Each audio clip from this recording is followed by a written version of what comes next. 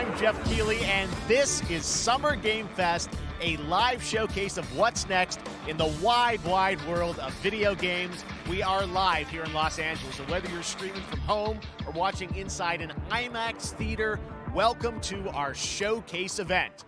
Over the next few hours, we'll give you updates on the games you love, be joined by special developer guests, and yes, have a few surprises along the way too.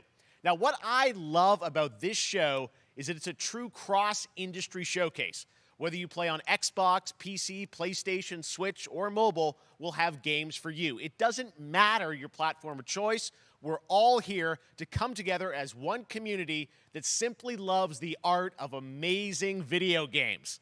The biggest franchises in the industry are here, like Call of Duty. You'll get introduced to exciting new worlds and new teams, and we'll make room for small independent developers who we think deserve the spotlight too. If we do this right, hopefully you'll discover a few new games to put on your wish lists. And even if you don't get every announcement that you desire, and let's face it, you're not going to get everything today, but we've got a lot of great stuff. So let's get started. Over 30 years ago, Capcom's Street Fighter hit arcades, and ever since, this legendary Japanese fighting game series has continued to evolve. Street Fighter 6 is coming in 2023, and right now, we're excited to officially confirm a character coming to the game and show you the exclusive first gameplay footage. Enjoy.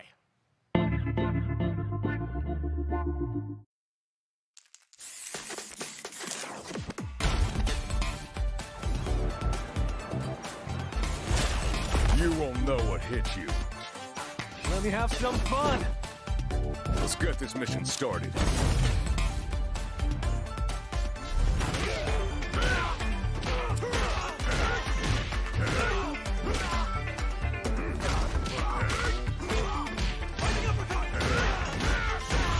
This will be a good fight. Got you in my sights.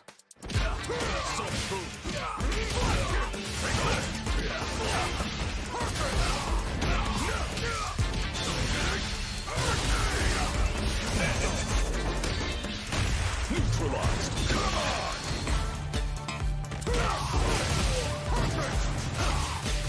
Predictable. Time to end this. Fire. Double. Summon. I'm just on another level.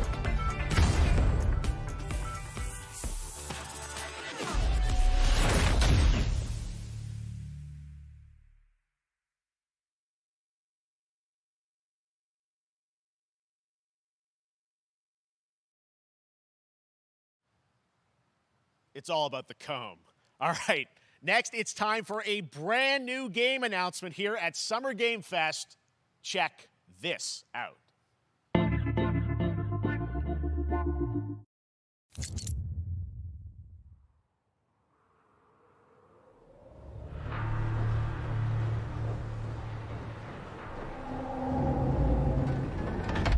Sergeant Leo Alvarez of the CM Leth Recon Squad. Our mission was to enter the Tantalus base, locate the comsat relay, and bring it back online. We found the relay, but there was a problem. Get that door closed now, Private. Close that gate. Nothing gets in here. Ray didn't make it. At least it's some one piece. Willis, take the lead.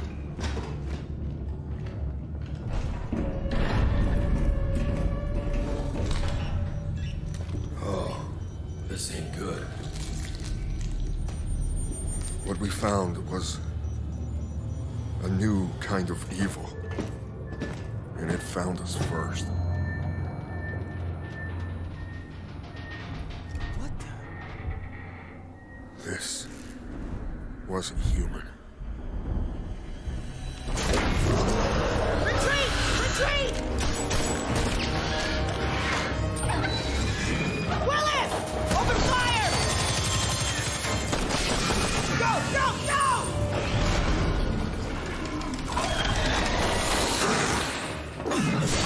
Alvarez! Through that door!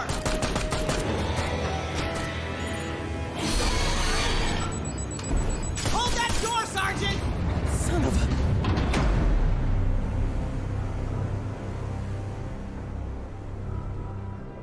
I don't know what I saw in there. But I know when I close my eyes, I still see it. Now everyone's dead.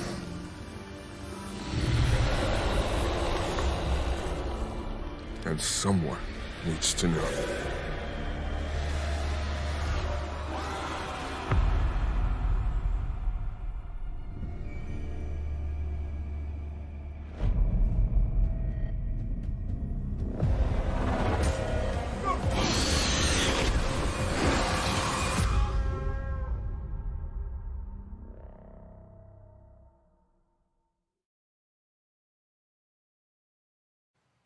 That was Aliens Dark Descent, and it's coming in 2023 to console and PC. Next, 2 years ago at the Game Awards, we revealed the Callisto Protocol from the creative forces behind the Dead Space franchise. Today, I am thrilled to get to show you the first raw gameplay alongside its creator, Glenn Schofield. But first, here's the quote-unquote Schofield cut of the brand new trailer with a little more gore.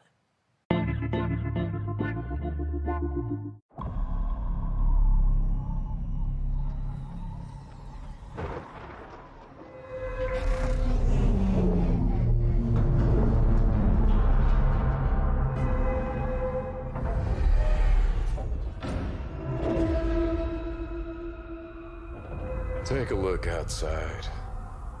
Did you know that they call Callisto the Dead Moon? Dead. Just like you would have been if I hadn't fished you out of that wreck.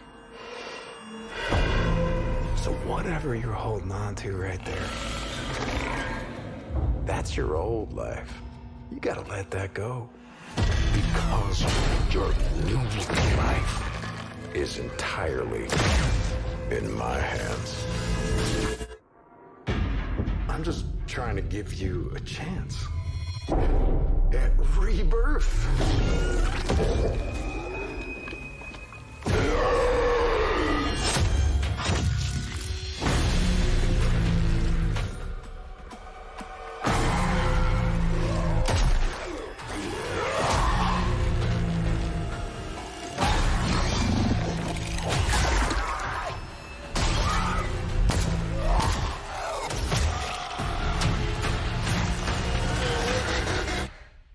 I just love that last part.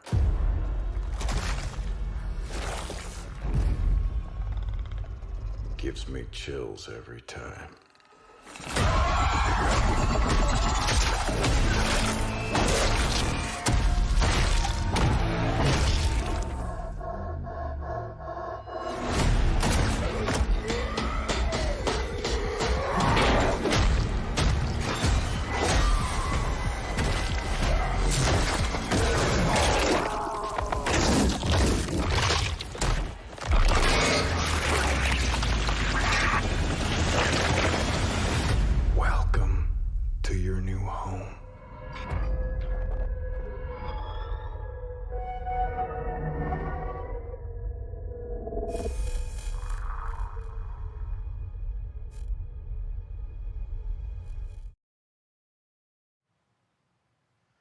That's right. We know what you wanted to see. And joining me now, Glenn Schofield, Striking Distance. Glenn, first of all, congratulations. This game looks absolutely incredible. And I got to say, the fact that you have built this team, this studio, new IP, shipping this December, all in COVID, blows me away. So congratulations. Yeah, thanks, man.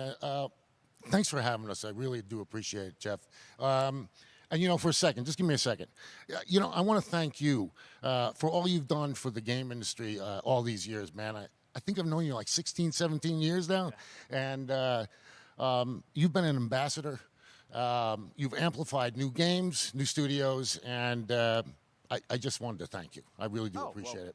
Thank you. It's not about me. It's about you guys. Yeah, I know. I appreciate that. Thank you so much. And, yeah, it's so fun to do these shows and to show this game. So people saw the trailer, but what I'm so excited today is that you just brought a raw gameplay sequence. This game is in development, and people are going to be blown away, I think, when they see it. But tell us a bit about what are we going to see today? Yeah, we got a couple minutes of, like you said, like raw gameplay. It's 2 segments in the first half of the game. One is a med bay, another one is a power station, and you're going to see some new enemies, some brutality, some just about everything. We're showcasing a new weapon called the grip. Okay. It's like a gravity gun, but it picks up the enemies and it shoves them into giant fans. It rips them apart. It's great. And then check out the nice ending we have, where we we usually will kill our main character Jacob, and in a very unique way. And just for a second, I want to thank the team, man. Like you said, through COVID, through everything else, the dedication, the hard work, you guys are amazing. Thank you very much. Oh, well, Glenn, I got to say, again, what you guys are shipping this year, this looks like a world-class next-gen game. It's rare that teams are bringing something out like this year, and let's let the footage speak for itself. Glenn Schofield, Striking Distance. Here it is, the first gameplay of the Callisto Protocol.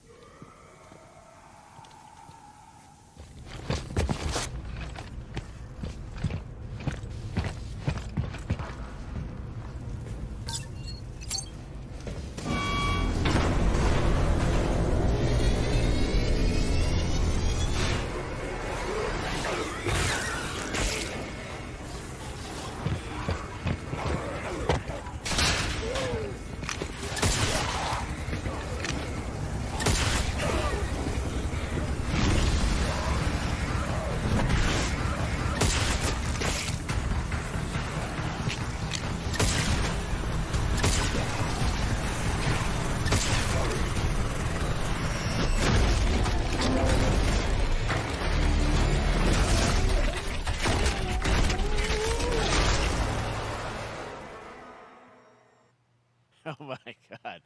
That just happened. All right, moving on.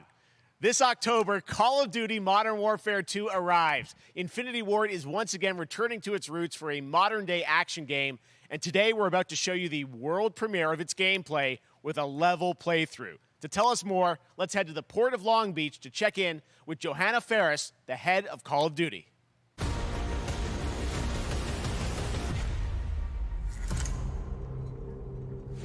Hi, everyone. In 2019, modern warfare changed everything. And on October 28th, we usher in a new era of Call of Duty with the launch of Modern Warfare 2. We are back, we are bigger, and we are bringing the entire team. Price, Gaz, Soap, Alejandro, and of course, Ghost. We needed a stage big enough to debut Call of Duty in a whole new way, inspired by the world we're about to enter. Oil rigs, cargo ships, and staggering odds are just the beginning. Here is Modern Warfare 2.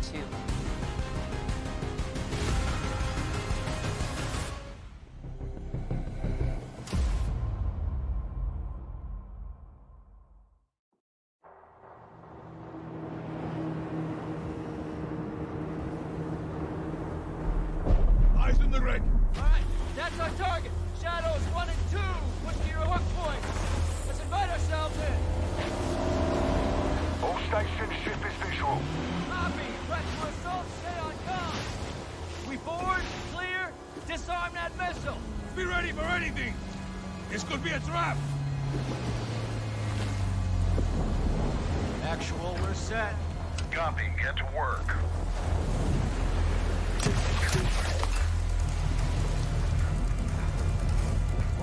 Good hook. Up and at him.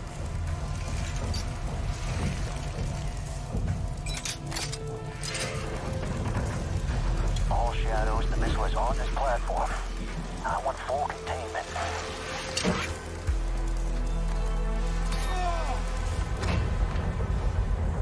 Got 3 AQ internal. 2-1, making entry. So, cut right clear through.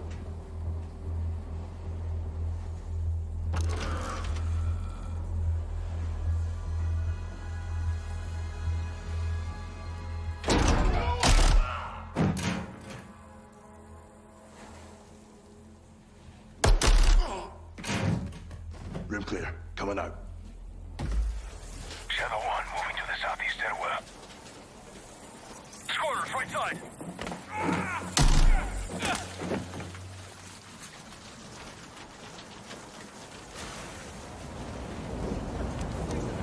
Two above.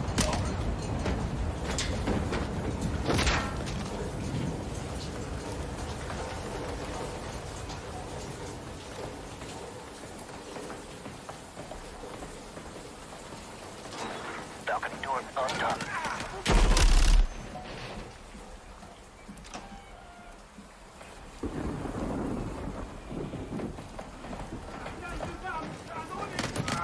Ghost, we're moving to the main deck. What's your status? Boarding the ship with Shadow 3 now. Roger that. Man down! Rush out!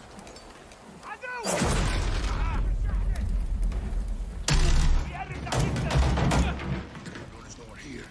We need to move fast. All Shadows, force out. I want eyes on that container now. 2 copies, moving! We gotta roll.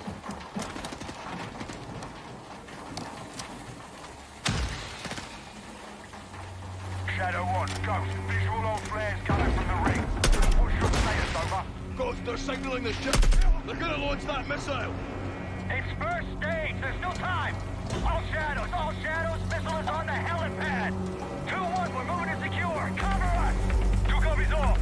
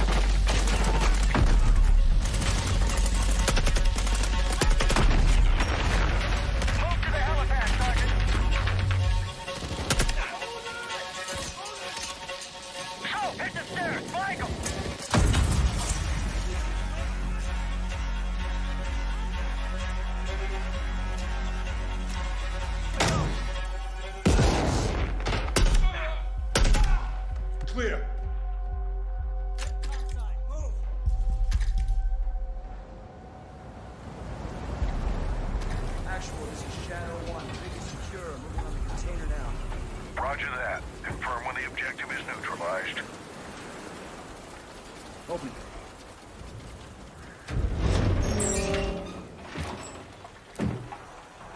Where are the controls?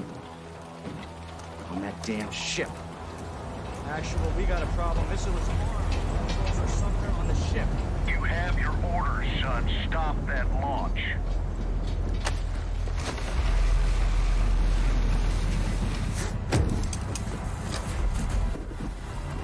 Let's go, let's move out! Go! This is 0-1 back in the water, inbound to your position! Solid copy, we're taking effective fire. The LZ will be hot. Roger that! Once we're on deck, we push to the bridge! Fast! Secure those controls! Stop this missile, yep! How do we board? Take the ramp! Hold tight, Sergeant!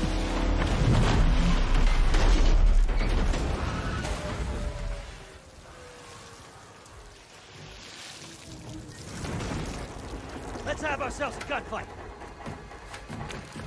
Missile controls are on the bridge! Have to stop the launch!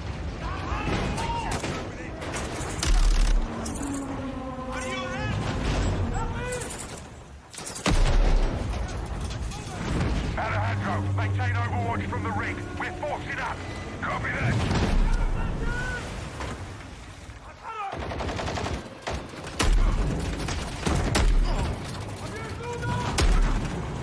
Moving! Reloading! They're forcing up!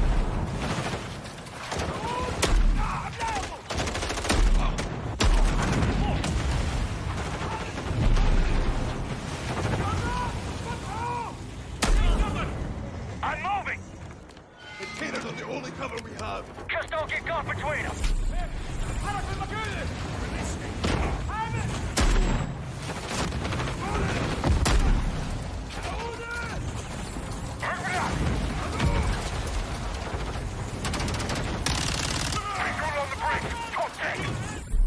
Entry on the third. We have to get to that door. Check your corner. Watch the container! X-ray down! Horse right. Channel 1, the missile's for garage. How far are you from the bridge? This is 1. We're pushing towards the entry now. Copy that.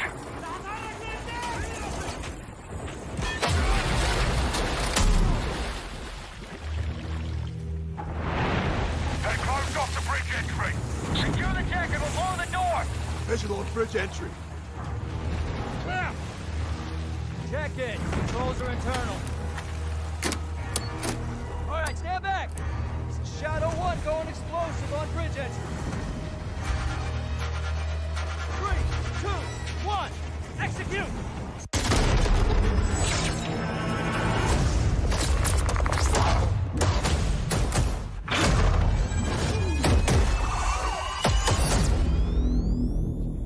Pre-order now and get early access to the open beta. That's what we're talking about. And joining us now, up from Long Beach, Johanna, great to see you. How's everything? It's great. Thanks. Great to have you with us, and also Jeff from Infinity Ward. So we saw the first gameplay. Thanks for that extended sequence. Looks incredible. Jeff, tell us a bit about that mission. Where is that set in the game? What are we seeing there? Absolutely. So first of all, we're really excited to welcome back Captain John Price and Gaz Garrick. You know, they're not actually in what we just saw today, but they're returning members from 141, and then the other two characters that you may recognize from the older franchise that we're reimagining are Simon Ghost Riley and of course Soap John McTavish, and then a couple other new characters in here that we're really excited that we got to create for this game. First, Commander Philip Graves and Mexican Special Forces Colonel Alejandro. And Alejandro, I gotta say, it's a character we're really excited about. He's a guy who's super capable and a guy who's just as important as Task Force 141. But as far as the level's concerned, you know, I got a shout out to IW. You know, this was a tremendous collaboration across all of the different disciplines. As you saw, everybody coming together, some really motivated devs here. And, you know, you saw the wind and the animations and the awesome sound design. And of of course, our new water tech, which is actually pushing the boat in different directions. It's creating a physically dynamic environment, allowing for the cover you were seeing. In certain cases, you could be behind cover, and then suddenly that cover would shift and leave you exposed, but it also leaves the enemy exposed, creating this emergent gameplay. Again, I'm very excited. Just can't wait that I'm so excited that we get to show it off today. And that's just a hint of where things are going to go. Johanna, tell us a bit about Call of Duty overall. Modern Warfare 2, obviously, we're so excited that it's back this year, but you've got lots going on across Call of Duty. What can we expect from you guys this year? Yeah, we first of all, thanks for having us here. We're just so excited for October 28th. It's such a big moment, not just for Modern Warfare 2 and everything that Jeff and the team at Infinity Ward have built, but it really marks this step change, what we're calling a transformational moment for the entire franchise. You're going to see incredible rendering, incredible graphics, all the things just within the game itself, built all on one shared engine now across Warzone and Modern Warfare 2 going forward. Of course, there's a lot of chatter and interest about the new Warzone experience. We're affectionately calling it Warzone 2.0. There will be a standalone experience of Warzone for current existing players as well. So we're going to sort of feed the entire community there. But all eyes on the 28th. And again, I think the collaboration has just been incredible. Everybody's so excited for Task Force 141. Warzone coming to mobile as well for players on the go. We're on Steam, as you know. I mean, so it's just a big moment, and there's going to be a lot more to come in the months to follow. Well, before we leave, we got to ask a little bit about Warzone 2. I know we just, we're showing gameplay here on this, but can you tell us anything? There was a little bit, it seems like there was a little bit of a tease maybe in the trailer yesterday. Yeah, when we're seeing that from the community, we love when the fans can pick up some things, some chatter about maybe seeing high-rise and other elements, but we will get into the details of Warzone 2.0 for sure. It will be an extension of the Modern Warfare 2 universe, so all the more reason why we think this game, this moment, is such an important title for all of us looking ahead. And like we said, we're having a bold vision around the entire future for the franchise, so we're in position. We're really excited. All right, well, we're looking forward to October. Thanks so much for giving us a first look at the gameplay. Call of Duty, Modern Warfare 2. Thanks, Johanna and Jeff. All right, well, we've got lots more Summer Game Fest still to go, and now it's time to announce a classic PC gaming franchise is coming back with a sequel over 30 years after its first release. I loved this game when I was growing up, so I'm honored to share this very first look.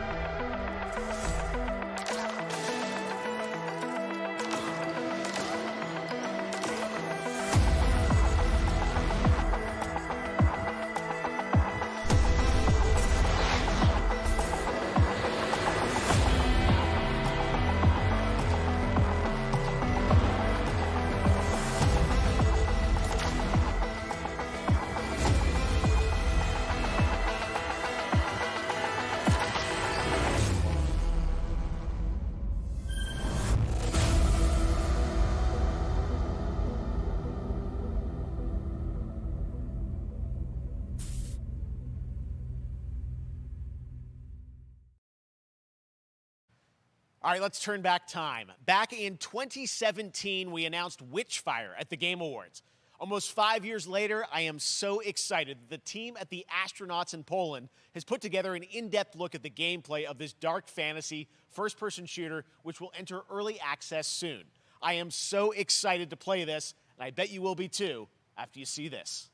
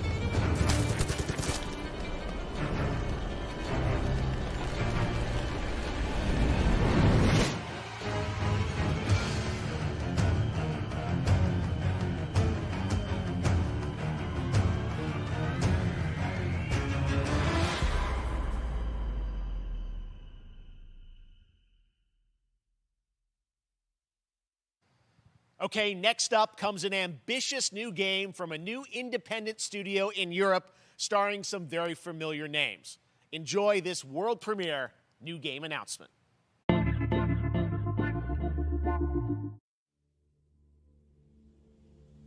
Officer Taylor, Medlog 29. Today, I can't believe what I saw.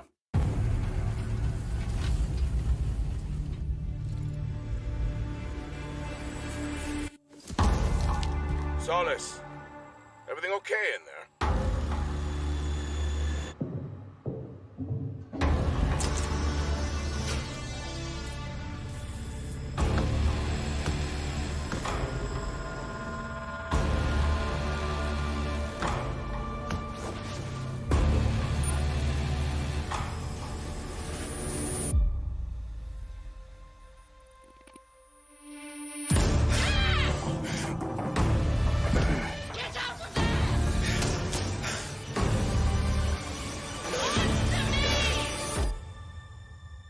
Something is going on here. And I need to find out what it is.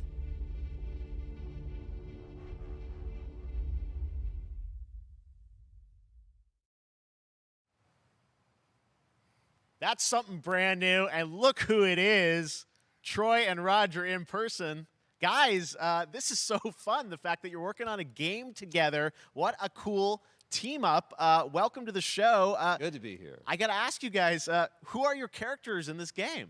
Well, I get to play a character named Wyatt Taylor, who's a medical officer who's stationed at this base, Fort Solace. And it's the epicenter of this mystery that we'll discover and uncover as we go through the game. And of course, my character will be at times in opposition with Roger's character. The battle we've been waiting to see. Every once in a yeah. Oh, man. We can't wait to show you what we've been working on. And by the way, Jeff, this looks awesome, man. Yeah, It's so great to be here. Thanks for having us. It's so great that you're in another game. I mean, it's feeling like this is your first game since Red Dead 2. One of the first major ones for a while. And I play a character by the name of Jack Leary. He's a maintenance engineer on a remote Martian mining post. Okay. And his job is to make sure that none of the equipment breaks down while it's on their graveyard shift. The graveyard shift meaning Mars and Earth are really far apart from each other and their orbits around the sun. So help is not a simple call away. I got to ask, I think a lot of people will see this thing and they'll probably wonder, it's a new team, right? Independent studio in Europe that's making this, but with huge production values. I'm curious, how did you guys get attached to this? Tell us a bit about the background. I will say that 2020 to me was the most impactful year for games. It was the first, obviously we had this unprecedented event with the pandemic and that forced the way that we looked at everything as a society, but also the way this industry functioned. Yeah. But it was also brand new consoles. We had more tools that were being made available that were leveling the playing field between the AAA studios and the indie studios or the AAA studios. And so, just like anybody else, we got reached out. James Tinsdale with this brand new studio said, we'd like for you to consider being a part of this game. And he walked me through a very brief description of what the experience was going to be like. And in the very beginning, he said, we want this to feel, it's a tight thriller. We want it to feel like Dead Space meets Duncan Jones' Moon. And I was like, sign me up. I'm into that, absolutely. And full performance capture and everything. Ah, yeah. Absolutely. New studio, brand new energy, and of course, I get to work with one of the best of the business. And me. I get the privilege Who's the other of getting to see this guy and watch him in action. I love to work, and I love the challenges and all the new innovations that this medium provides to performers. We can't wait to show you what we've been working on. I think it's going to knock I guess I've seen some of the behind the scenes and the performance capture, Unreal Engine 5. I mean, it looks absolutely phenomenal. Can you give us a hint about the gameplay? What are we going to do in this game? Yeah, the verbs are always important. So we're going to let the game speak for itself. We'll be showing you more later on. But this is a game where you as the player, you're going to be exploring, you're going to be discovering. Like we said, it's a very tight thriller. So you're moving very fast-paced through this world. There'll be multiple locations, multiple ways for you to traverse, which we're excited to show you about. And then the narrative is a huge element to this. They didn't waste any resources on the performance for sure. I got to tell one quick story, if I can. It was one of our favorite moments. There is a lot of action in this game, and that was at the forefront of this. And to speak to the performance capture aspect, we brought in an incredible, I got to give him a shout out to Nathaniel, our stunt coordinator, who walked us through and really approached this in a completely different way than anything I've ever done before. And he says, I want to know the story of this fight. And so Roger and I sat down. We said, these are who our characters are. And he goes, give me 1 hour and I will come back to you with the story of this fight. And after an hour, he comes to us and he goes, it was like a recovery program. It was 12 steps. And he walked us through this incredible fight. And about halfway through it, I started tuning him out. And I was like, hey, man, I just want to let you know I've got no ego about this, but I can do a lot of things, but I can't do this. And he grabbed me by my shoulders and he says, oh, you can, you will, and it's going to be glorious. And we did. And we it's did. like a dance. There was a lot of trust, and it worked out. Yeah, I mean, we're big, excited big about stunts. I mean, this is so cool to see. It's an independent studio doing this, teaming up with you guys. We can't wait to see more. Troy, Roger, thanks for joining us here. Happy to be here. Summer Game Thank Fest. you. All right, appreciate it very much, guys. All right, well, next up, keeping up with the space theme, it's time to world premiere a very exciting new game, which will feature a musical score by industry legend Mick Gordon. This one is going to grab you, and we are so honored to debut it.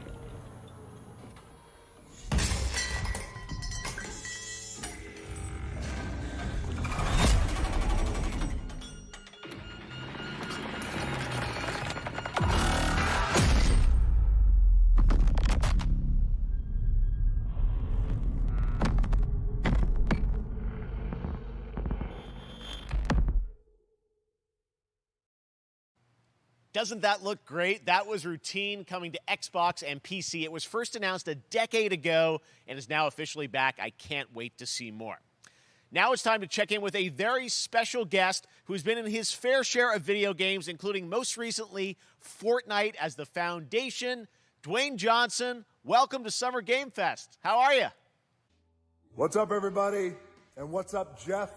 And what is up to the Summer Game Fest audiences live streaming right now around the world and everybody inside the epic IMAX theaters.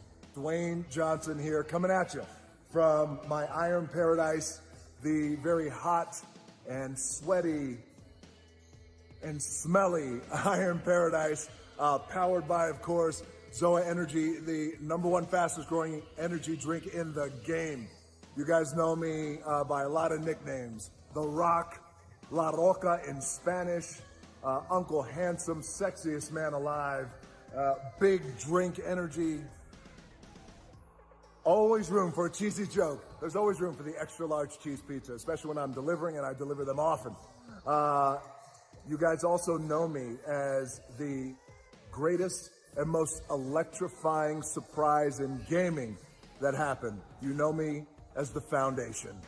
And I gotta tell you guys, #1, thank you so much for the crazy response of me becoming the Foundation, but also I gotta say that, you know, I've had such a pleasure working with Epic Games and the teams over there, and we cannot wait to show you what we have in store for the future. And speaking of the future, in the future, you will also know me as Black Adam. Black Adam, as millions of you know around the world who know the Black Adam mythology, he is ruthless, he is unstoppable. And for those who don't, I always like to say a quick tutorial is this. Black Adam has the powers of Superman, but the only difference, well, there's a few differences, but one of the biggest differences is Superman's weakness is magic, and Black Adam's, one of his superpowers is magic. So you do the math. October 21st, I cannot wait for you guys to see Black Adam around the world in theaters only. And you guys will finally see the hierarchy of power in the DC universe change. It has been an honor to become Black Adam, and it is a role that's in my DNA and that I was born to play. I was born to play the Man in Black, and I'm honored to show it to you guys on October 21st. So until then, stay healthy, stay safe, stay focused, keep having fun, keep kicking ass, enjoy your gaming, and I'll see you down the road. This is Black Adam. Black Adam, what have your powers ever given to you? Nothing but heartache. I was a slave until I died. Then I was reborn a god. Open fire! War going. Now, I kneel before no one. You can be the destroyer of this world. Or you can be its savior.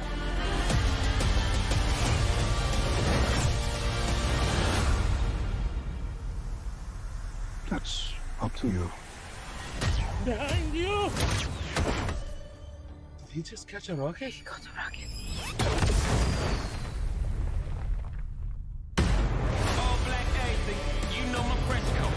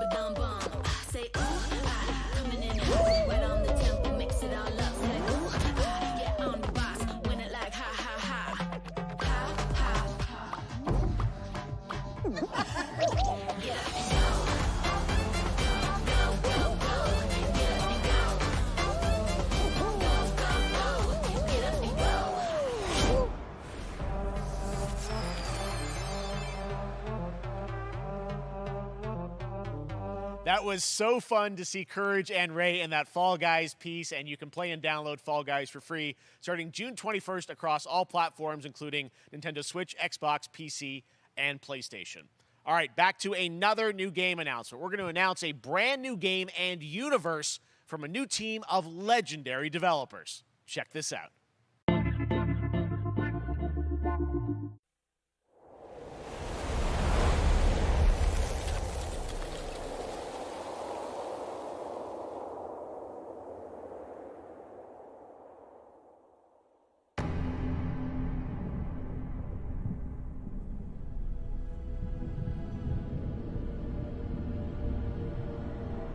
Discovery, this is Command.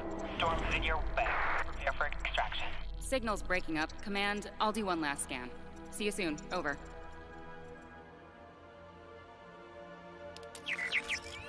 Okay, hurry.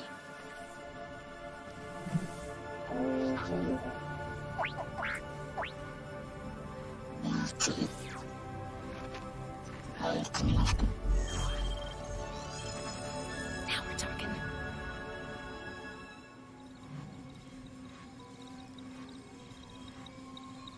Command, I may be onto something.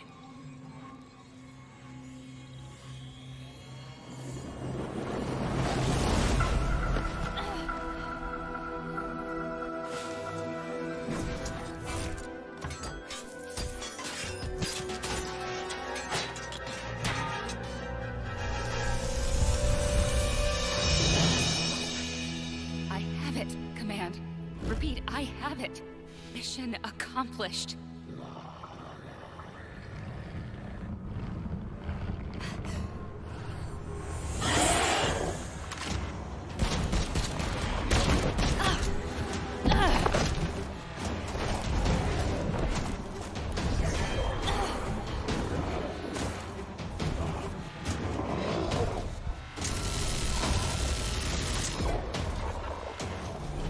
Hang tight, Doc.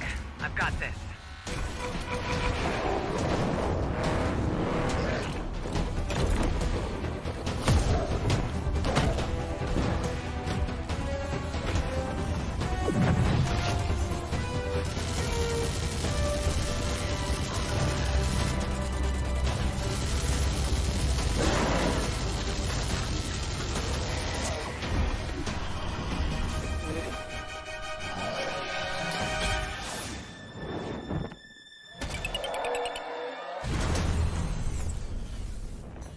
Glad you could make it. We gotta move. Now. There's a storm coming. And hell's coming with it.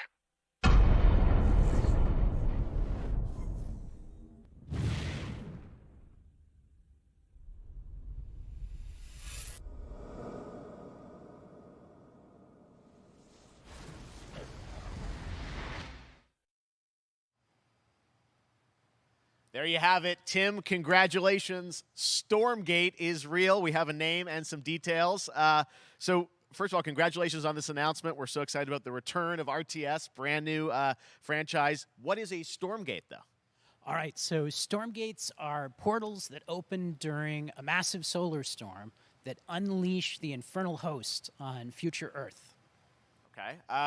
And we saw some hints of some I mean, you know, you guys coming from Blizzard and StarCraft, everyone wants to know about races. You know, tell us about the sides in this RTS game. Yeah, we're unveiling our first 2 factions today, but there will be more. So the Human Resistance, and we saw an archaeologist from the Human Resistance in that intro cinematic, and then also the Infernal Hosts, who are these demon-like monsters who come from another world. I think one thing everyone wants to know about, especially your background pedigree of the team, of, you know, where do you want to push the RTS genre? It's something we've all loved for decades, but, you know, opportunity for a lot of innovation. I know you're going to show us, I think, some hints of where you're going to go image-wise with the actual gameplay made in Unreal Engine, but any sense of what you want to do for the gameplay in this game? Absolutely. But the first thing I want to say is we are very consciously trying to stay true to what players already love about RTS. Where we're really trying to push the genre and be innovative. First off, approachability. For one thing, we're free to play, but no pay to win, no NFTs, nothing like that. Just to lower that barrier to entry to get players in. But we're also really trying to be a lot more social. So you'll be able to play the campaign cooperatively. We've got 3-player open-ended co-op, and we've even got 3 versus 3 for competitive multiplayer. But of course, we've also still got 1v1 competitive. And as a little surprise, I think we've got some first kind of work-in-progress images from the game, right? Yeah, these are still very much still being worked on, but some shots of actual assets that we're building in Unreal Engine 5. Wow, well, I love it. 2023, you said, for the beta, so people can sign up now, get ready, and I'm just so thrilled that there is a brand new RTS franchise coming from you guys and your background and what you did, at Blizzard and StarCraft. We're so excited about this team, Frost Giant. Thank you so much for giving us your announcement today on Summer Game Fest. Thank you so much for having us here. Really grateful. Awesome. All right, Frost Giant, Stormgate, keep an eye out for it. Now it's time for another indie game announcement that I'm excited to share with you. High Water. Check this one out. Good morning, High Water dwellers. High Water Pirate Radio, keeping you in the know with our flow. Alphaville authorities continue to deny false rumors that Alphaville elites are planning to evacuate to Mars. True or not, the one thing we can't deny is that the world ended on a sunny day.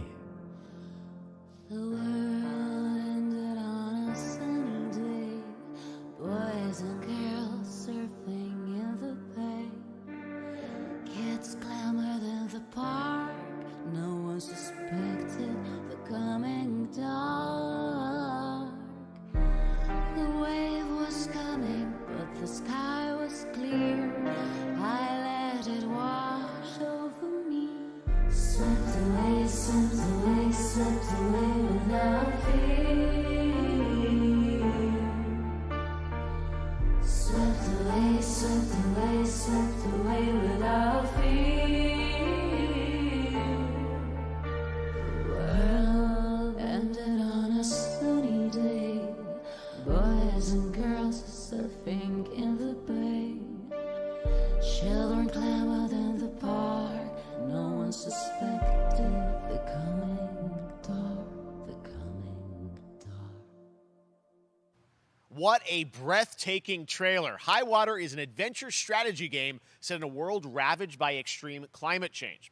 Now, speaking of the world around us, the conflict in Ukraine is not far from anyone's mind, and it's impacted the development of games, including Replaced from Sad Cat Studios, a Belarusian studio with devs from Belarus and Ukraine. The team had long hoped to reveal a new trailer here today, but were understandably unable to complete it in time. Guys, I just want to say we're thinking of you and all the developers impacted by the conflict, and hope to be able to share your work at a future show. All right, our next game is an official selection of the Tribeca Games Festival. It's American Arcadia, where you play Trevor, whose life is being televised with the viewing population constantly voting you up or down. When you become unpopular, you need to start running for your life. Check this out.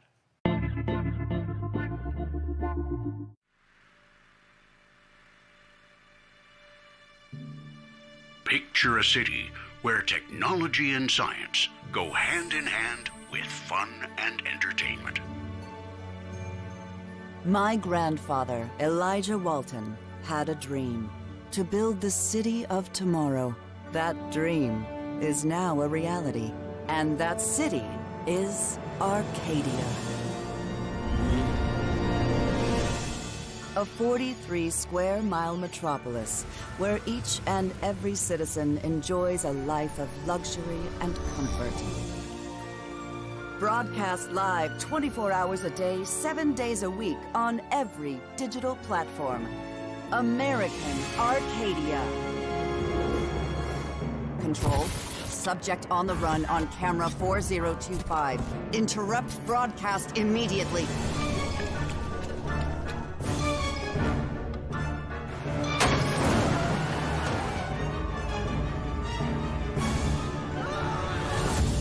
Listen to me. We can't allow Trevor Hills to escape under any circumstances. Trevor. Trevor, can you hear me? Be careful and don't make a sound. Don't worry. I'm going to get you out of there.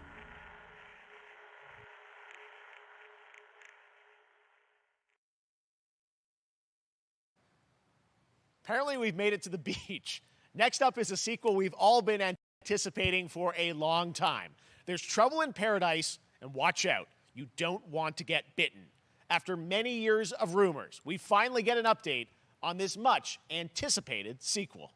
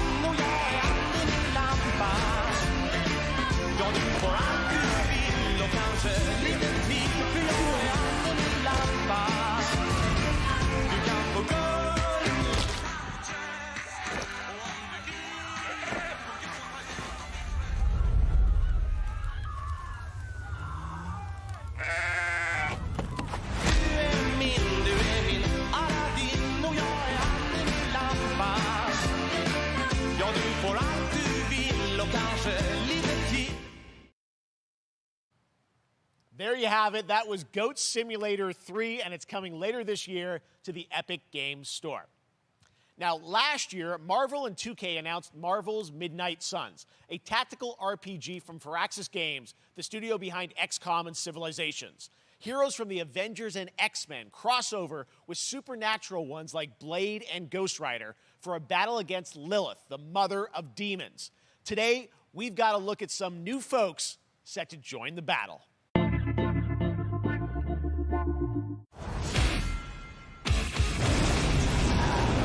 This world has no hope under your watch.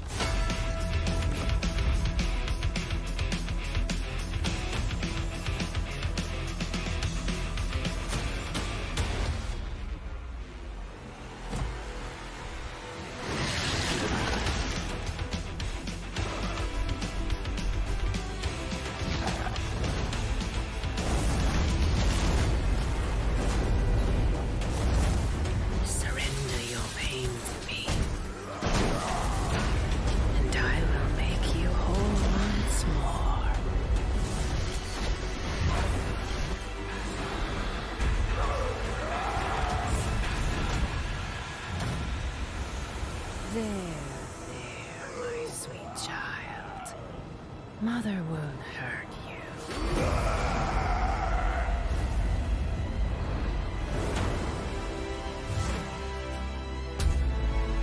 Typical Parker luck.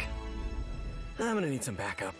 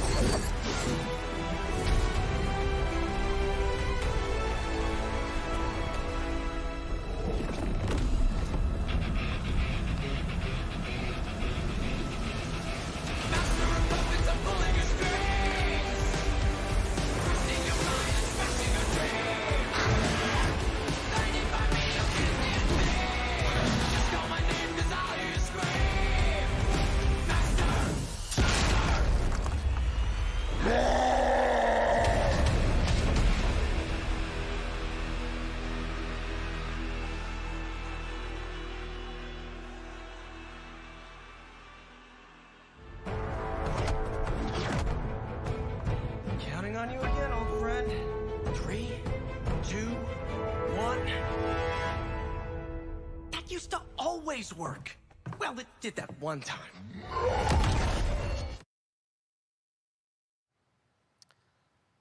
That was Midnight Suns, and now we're moving on to the wonderful world of Cuphead, the delicious last course. And can you believe it? We're only a couple weeks away from playing the delicious last course, DLC. You see how they did that for Cuphead? Joining me now is Maya Moldenhauer from Studio MDHR. So first of all, Maya, it's really coming? It's really coming June 30th on all major platforms. We are thrilled. Well, I'm so thrilled, too, that I think all the fans can't believe that this is here. And I've been lucky enough to play this actually on my Steam Deck last week, and you guys gave me a copy. I can't. People are not going to be ready for how amazing this looks and the backgrounds and what you guys have done. I feel like you've amped up, obviously, the gameplay. It's difficult, as we would expect, but the visual look, you guys have taken it even to the next level, which I didn't think was possible. Yeah, we absolutely did. I couldn't pinpoint one thing that we're proud of in this because we really honed our craft, took everything to the next level from animation, the backgrounds, the music, gameplay design, and of course our new playable character, Miss Chalice. I'm very proud of her. Chalice is fun to play as, and even though this is a DLC, it feels like it's its own game inside of Cuphead in many ways. It is, definitely. Yeah, you just get on the island, and there you are off to this new territory, which is amazing. Yeah, it's our biggest island yet, super-sized bosses, lots of secrets to discover. Don't let any rock go unturned. Yes, and lots of challenge ahead. Well, I know you brought. I know you don't want people to necessarily have too much spoiled about the game, but you brought a little something for people. A little something, yeah. It's brand new gameplay footage of one of our new bosses, Mortimer Freeze. It takes place in an icy arena and features some of my personal favorite attacks and transformations. We hope everyone enjoys it. All right, let's check it out. Cuphead, the delicious last course. Thanks, Smile.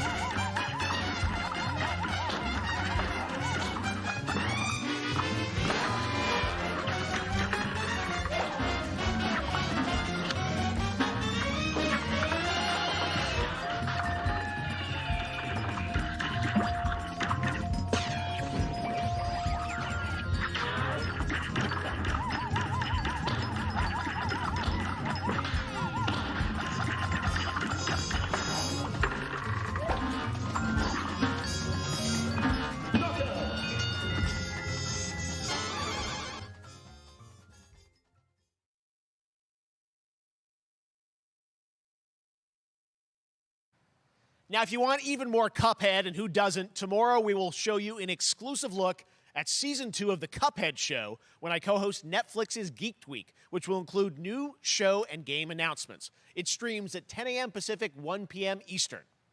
And that's not all. There's more Summer Game Fest all weekend long. Coming up next is the Day of the Devs Indie Showcase with IM8-Bit and Double Fine, then Devolver's Marketing Countdown to Marketing. Tomorrow, after Geek Week, there is the Epic Games Store Showcase at 11 a.m. Pacific, 2 p.m. Eastern, with news on Rocket League and the Tribeca Games Showcase. And Sunday, don't miss the Xbox and Bethesda Game Showcase with a look at the future of Xbox and Game Pass. Now we have some exciting news for Nintendo Switch and PC fans about Neon White, a game where you play an assassin from hell who slays demons for the chance to ascend to heaven.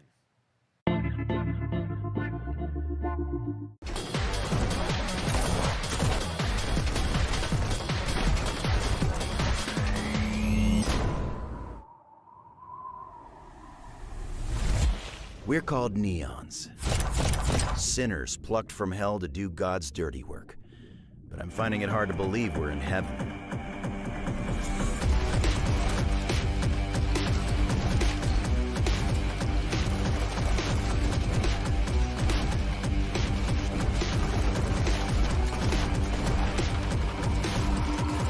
Got 10 days here. New day, new mission from Almighty. You think you can win me over by showering me with gifts? Good thinking.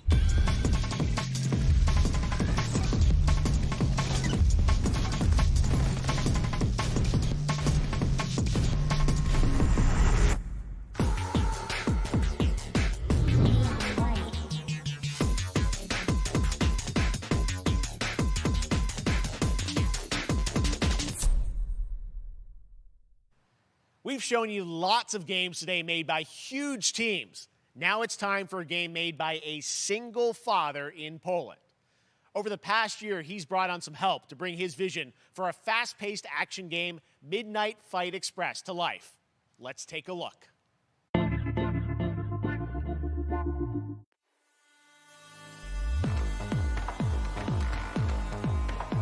know the saying, get knocked down, get up again, that whole spiel.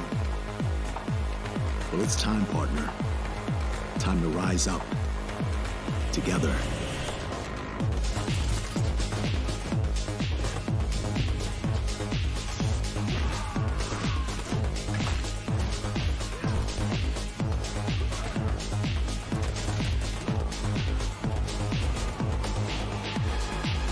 It's happening. The big guy's actually going through with it. While I sat at his side, seeing lives as dollar signs, had the stink of corruption all over me. You know who put it there? Nah, not him. Me. Well, I ain't wearing it anymore, and neither are you. Tonight, we wash this whole damn city down.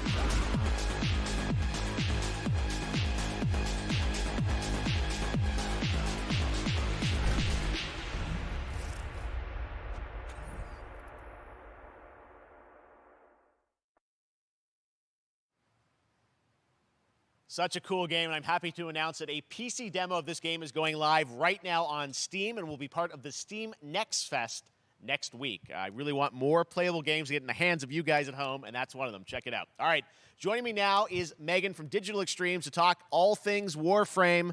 Megan, how you doing?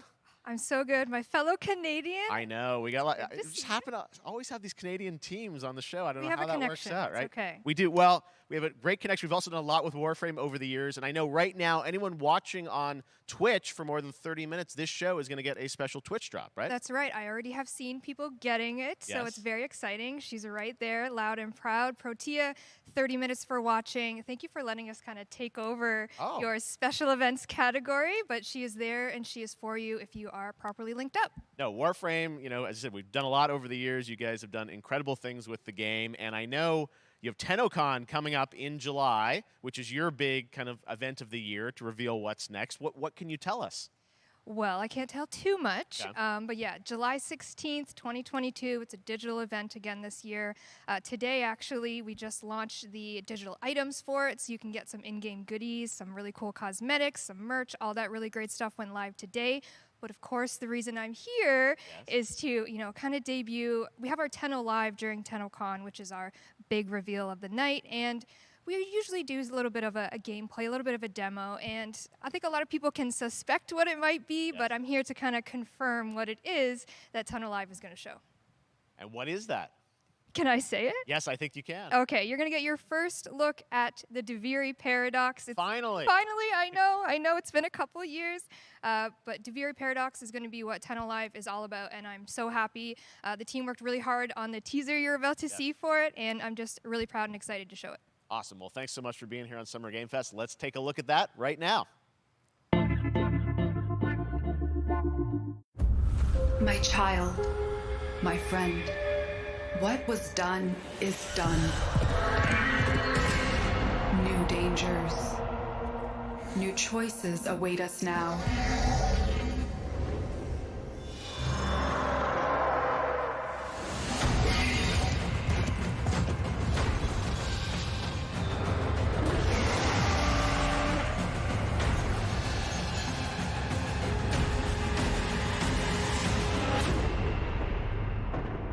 For now, dream of who we were and of who we have become.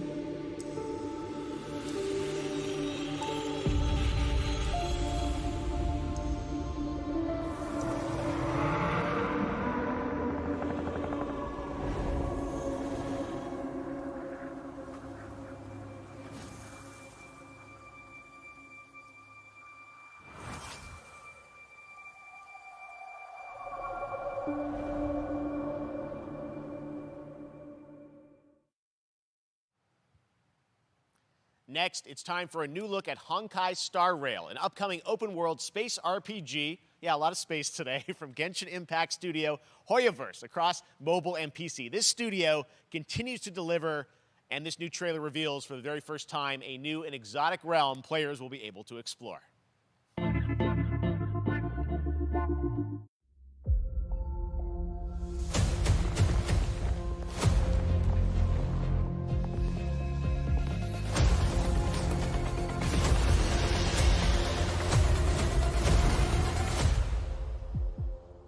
Listen. You are in a daze right now. You don't know who you are, why you're here. None of that matters.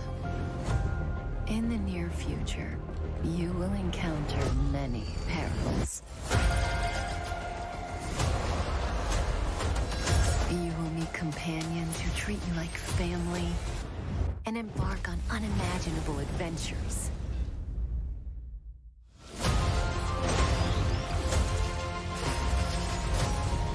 Remember what you feel in this moment. As long as you know in your heart where you're heading, you will arrive at the end of the story.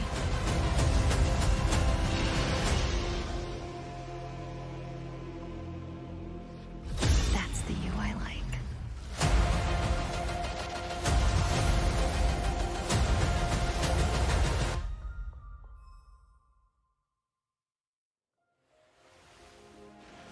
I have wine to soothe the souls of honored guests.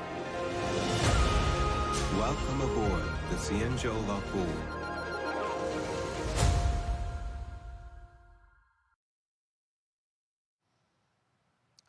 And that's not all from Hoyoverse. Today, I'm excited to introduce you to Zenless Zone Zero, their next major new IP. It's a futuristic urban action game. I have to say, I'm blown away by what I've seen so far. It was announced a couple weeks ago, and it has the detail of Genshin Impact with a fast-paced action style. Here is the world premiere of a brand new look at Zenless's notable characters, armed enemies, and world of danger.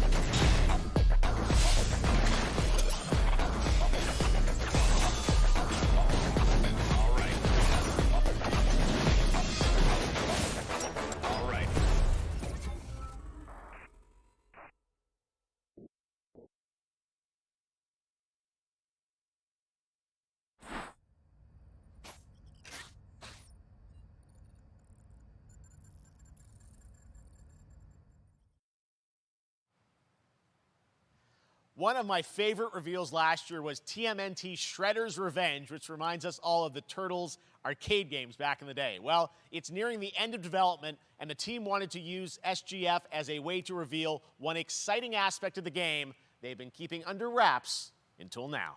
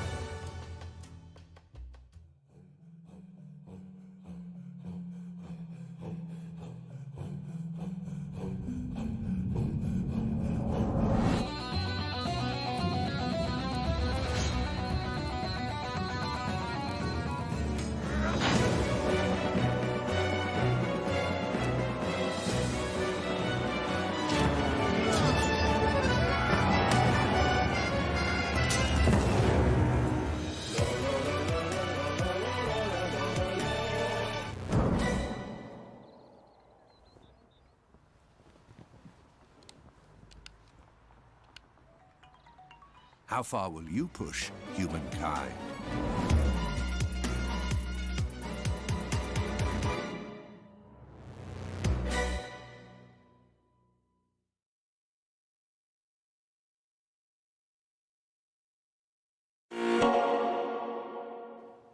Humankind allows you to shape your civilization by combining a multitude of historical civilizations from the ancient to the modern era.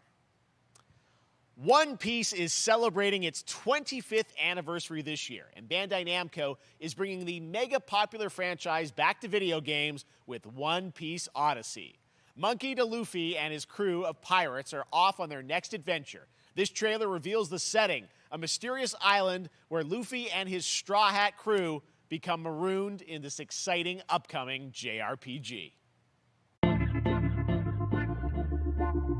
The Straw Hat Pirates journeying along the Grand Line. 見ろよ、あの島。でけえ塔がいっぱい立ってる。空に伸びてるあの光はなんだ。よし、面白そうだ。行ってみよう。ちょっと待ってるし。変な形の積乱雲がすごい速度で増えてる。こいつノックアップストリームだ。なんだありゃ。おい、落ちるぞ。任せろ。クードバースト。いっけ、いって。立て直すわよ。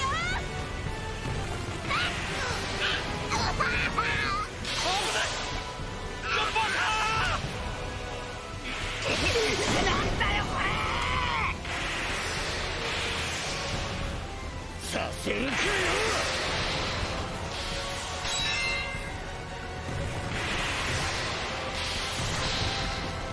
そごり。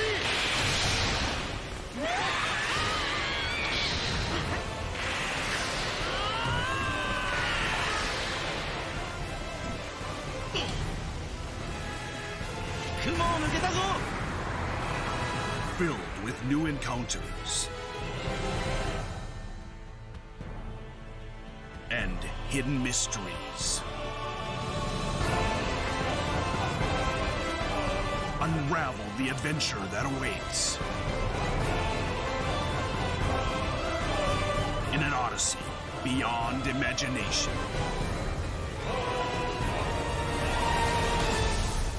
One Piece Odyssey. ここはあなたたちの記憶をもとに作られた世界よ。This August, Soul Hackers 2 from Atlas launches, and we've got your first listen to the English voice cast with this quick new look.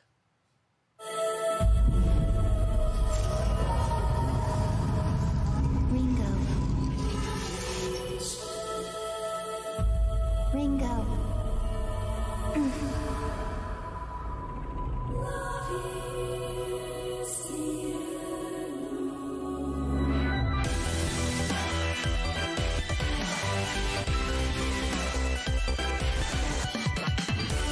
Take my hand.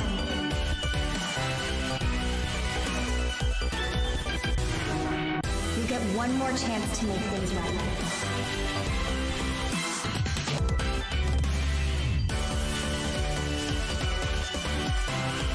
So that's our mission then, save the world. With so many new games featured across SGF events, you might be wondering how to plan for your summer gaming dreams. NerdWallet can help you find the smartest credit card to reward your gaming purchases at nerdwallet.com. The Epic Mega Sale is going on right now. Save up to 75% off top PC titles with an additional 25% off eligible products. And it wouldn't be the Mega Sale without the free Games Vault, featuring Maneater. Be sure to claim your copy before the sale ends on June 16th. Tune into the Epic Games Store Twitch channel for our summer showcase on June 10th at 2 p.m. Eastern, 11 a.m. Pacific. We're taking a look at new announcements and updates from PC titles heading to the store this year and beyond.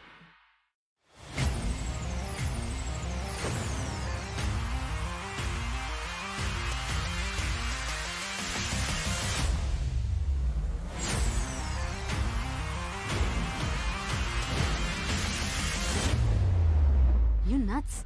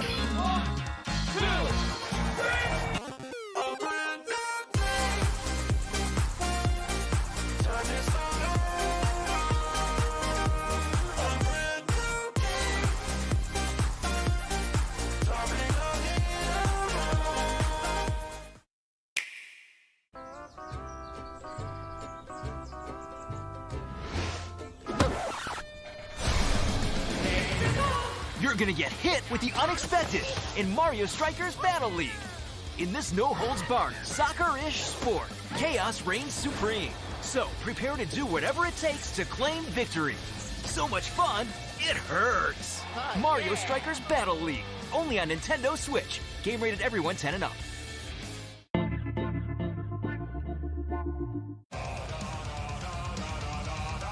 Hi, my name is Carl and I'm a developer on Metal Hellsinger. You know how in some games where the music's really good, you feel compelled to move and shoot to the beat? But what if you had to? In Metal, the better you are at slaying to the beat, the more intense everything gets. And we have vocal performances from legendary artists like Serge Tankian from System of a Down, so while headbanging isn't mandatory, we do recommend it. Our demo is live now on Steam, Xbox and PlayStation platforms, so go check it out and slay to the beat.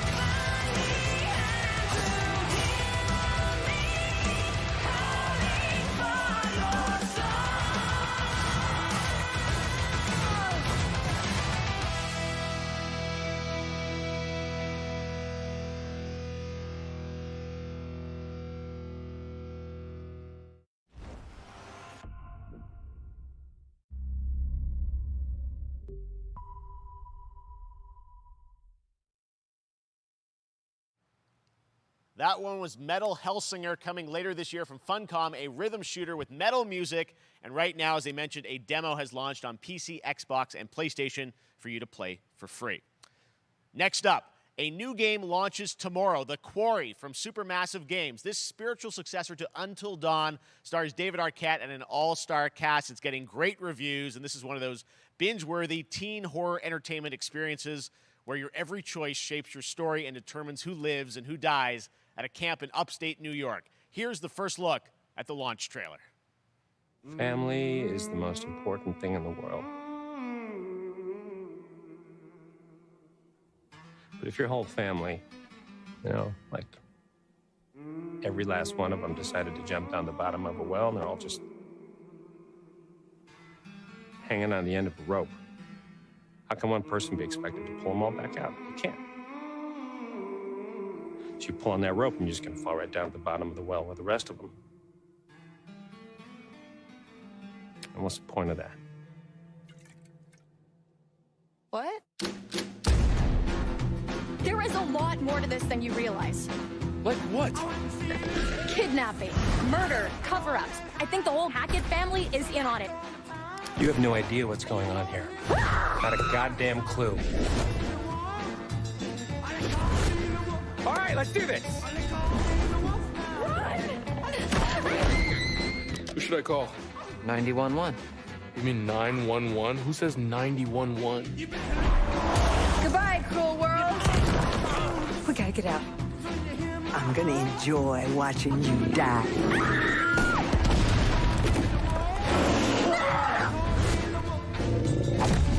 This isn't a ghost story. It's a creature feature. It's really happening, and you're all in it. This is gonna get a little messy.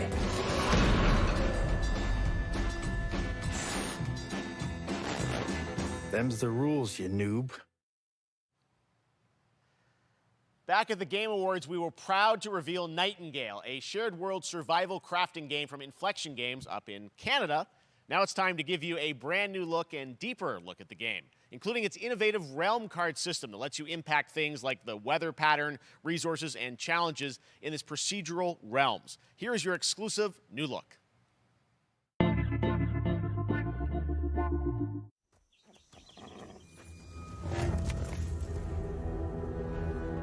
You're alone in the realms, I'm afraid. The portals are a mess.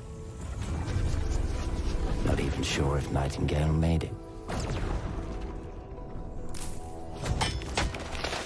Given how fragile you humans are,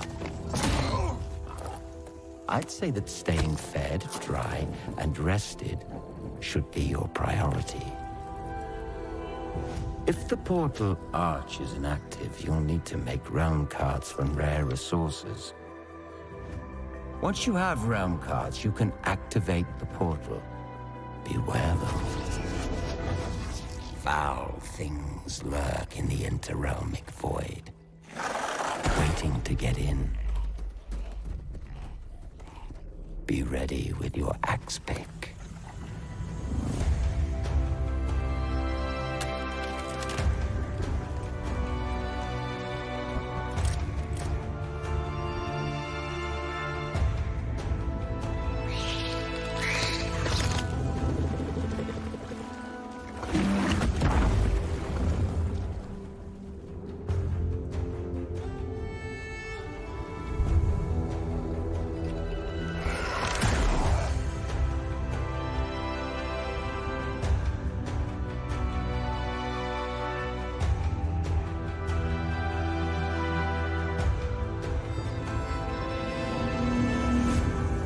Shadows have offended. Think but this, and all is mended.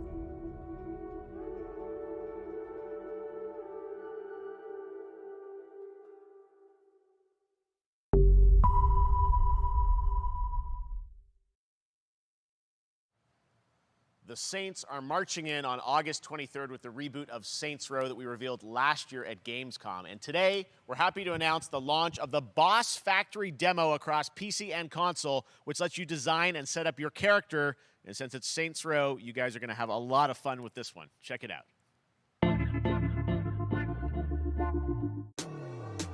Guys? You gotta do something to capture people's attention. So what do we build next? Me. I want all the power.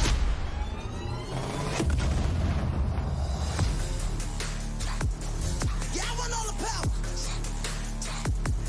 I want all the power. I want all the power. We are so good at this. Which fool wanna challenge me?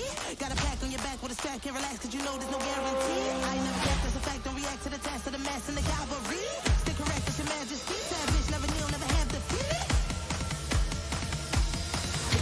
Seriously, this is perfect. Dinner and a show, baby.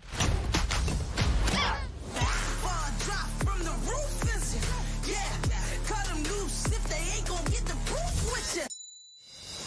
If you're looking for the truth, mister, cash ain't grind, cause I got one thing to prove quicker.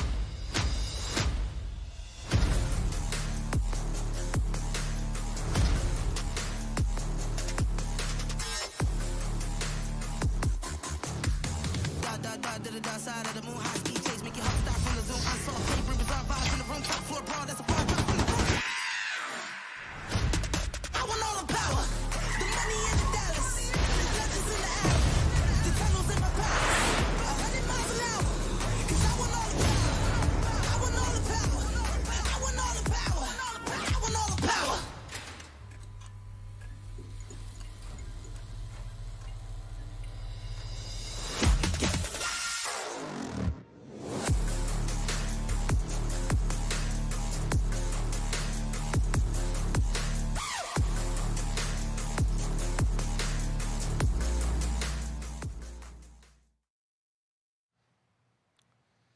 Next, we've got an exclusive first look at extended gameplay of Warhammer 40k Darktide, Fat Shark's follow-up to the critically acclaimed Vermintide series. Darktide promises intense 4-player co-op action and terrifying enemy hordes to team up against.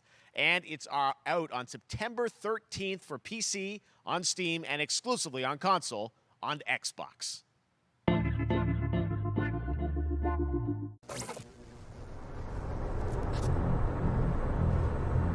Manufacturer MH1736 is heading towards a power systems failure thanks to a bit of heretic sabotage. So you're gonna restore the coolant and hopefully save the day.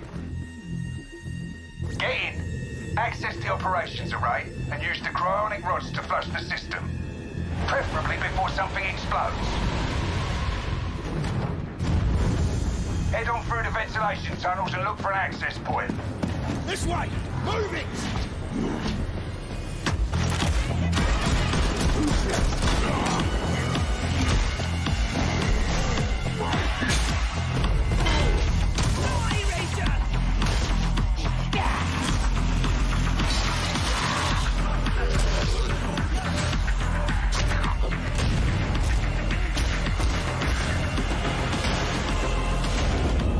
Set your data interrogators. If all goes well, we can unlock the system, prime the rods, and send them where they're needed.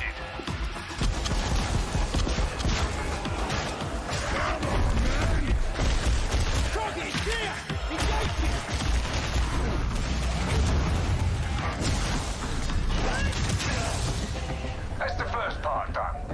Get to the base of the Matrix bar and put those cryonic rods to work.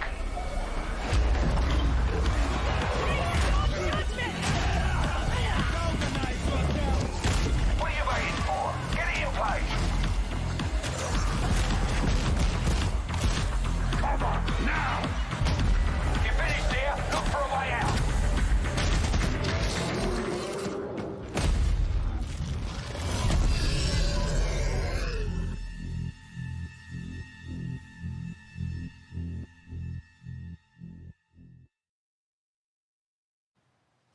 Bloober Team is known for psychological horror games like Blair Witch and The Medium. Today, they are ready to reveal their latest creation made completely in Unreal Engine 5 for a visceral horror experience. It's a return to the world of Layers of Fears. Get a dose of this. Someone once said insanity runs in our family. Let it run.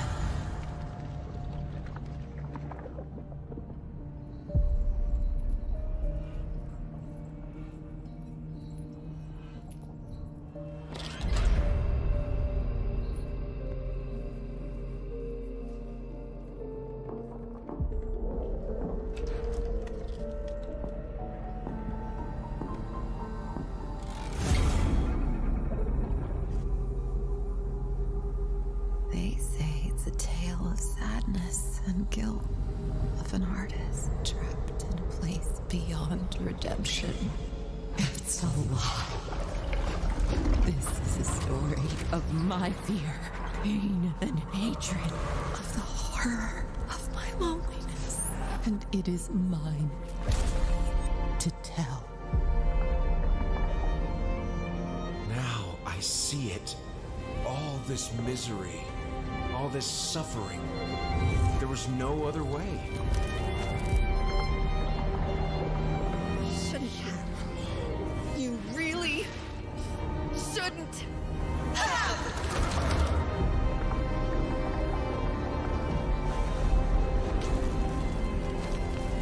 An empty shell cannot live forever. It cannot live at all.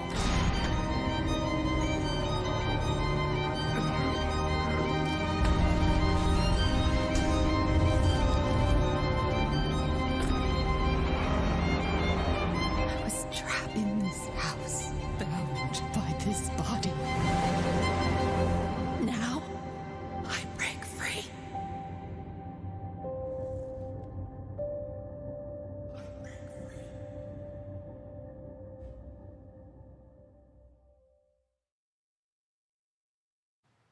This October, Gotham Knights arrives. Batman is dead, and it's up to the Batman family, Batgirl, Nightwing, Red Hood, and Robin, to protect Gotham. To give us an exclusive new look, let's head to Montreal to hear from executive producer Fleur Marty. Hello and warm welcome from WB Games Montreal. I'm Fleur Marty. I'm the executive producer on Gotham Knights. Today, we are thrilled to share more with you on one of our beloved knights, Nightwing.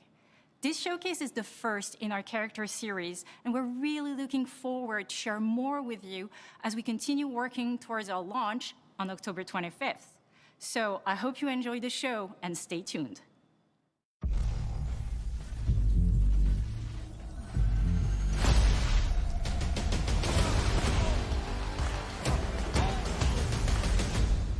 I had nothing. And then this city became my home.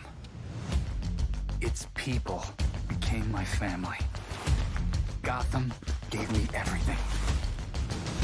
It deserves to feel safe.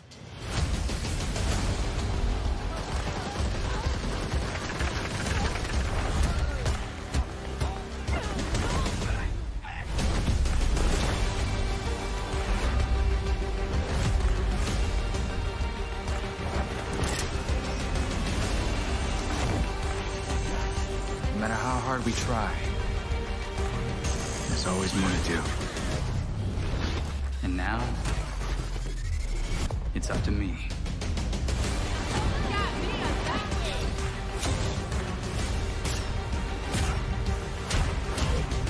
Got time for a dance, Nightwing?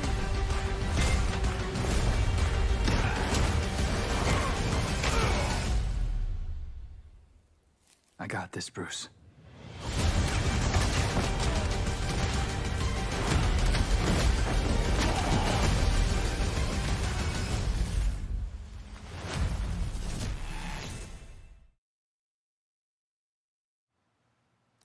That was Gotham Knights, and now we welcome, oh, look who it is, Neil Druckmann from Naughty Dog, co-president of Naughty Dog.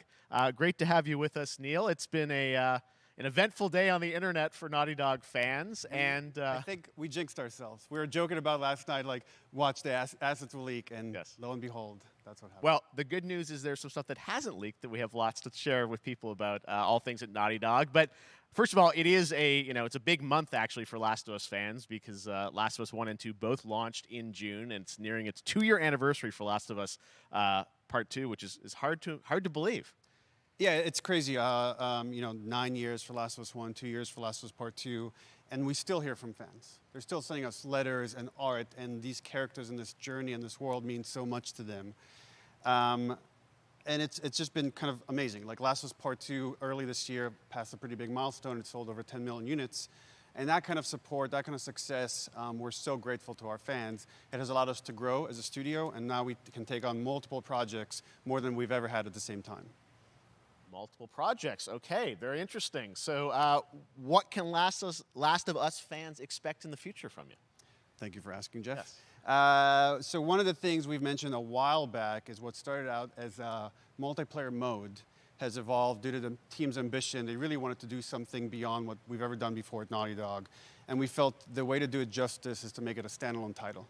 And they've been working on it for the past 2 years. Ambition has grown, and we're not quite ready to fully unveil it, but we're ready to lift the curtain a little bit and just give you like an update of where we're at. Okay, well, what can you tell us about this new standalone multiplayer game? Yeah, so we have a concept art that we want to show. Yeah. But what I can tell you is that this game is big. Okay. It's as big as any of our single-player games that we've done, and in some ways bigger. It's got a story.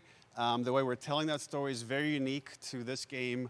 It's got a brand new cast of characters. It takes place at another place, another part of the United States. It's like a city might be somewhat familiar, some people. I'm sure our fans have already figured it out. And it's really cool. And it's being headed by Vinith Agarwal, Anthony Newman, and Joe Padnatti, all veterans of Uncharted and Last of Us. And you're going to see a lot more of this game come next year.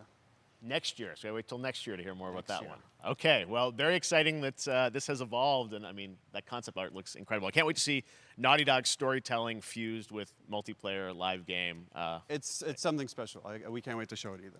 Okay, well, that's not all. We also have something that I've been reading about on the internet every day, it feels like. Up in Calgary, they're filming the Last of Us show for HBO, right? Yeah, so for the past year, we've teamed up with Craig Mazin of Chernobyl fame and HBO to adapt The Last of Us into a TV show. They've been filming, and it's pretty incredible. The stuff I'm getting back, when we're looking at back at Naughty Dog, we can't help but feel emotional because not only is it so good and the quality is so high, it's so authentic to what we've made in the game. I just can't. I couldn't be proud of, like, again, Craig and that whole crew and everybody that's up there. And their last day of filming is tomorrow. So the entire series, last day of filming is tomorrow. Last day of filming is tomorrow. Craig is up there right now, kind of wrapping it all up. So it's pretty close. It's closer than you might think. And you actually got to direct one of the episodes? Yes, I think that really speaks to the kind of collaboration and trust that exists between Naughty Dog and HBO. They invited me to direct one of the episodes. I think we have an image from the episode I actually directed. Ooh, okay. So we could first look. Let's take. So you could see this is a certain museum that players might know from the game. And I really have to talk about Pedro Pascal and Bella Ramsey, and not only directing them, but seeing them do all the other episodes. They've thrown themselves at these roles for a whole year. Watching the nuance that they bring to these characters, their relationship on and off camera, I couldn't help but think about Troy Baker and Ashley Johnson. It felt so similar to the chemistry those two actors had when we made the game. And it really feels like this is going to be something special. And I will say this will be the most authentic video game adaptation yet. Well, I mean, that first image that they put out, it feels like the video game. Everything that I've seen, both public and other stuff, makes it feel sort of super legitimate, as you said, and that's awesome to see Joel and Ellie from the front side now for the first time. So we'll see more of that next year. That's coming as well, right? Serious? You'll hear about it very soon. That's okay. All I'll say right now. All right. Well, Last of Us HBO, very, very exciting. And I hear you actually have a couple actors from the show who are going to join us here. We happen to have a couple actors here that are part of the show. We should bring them up. Okay. Come on up.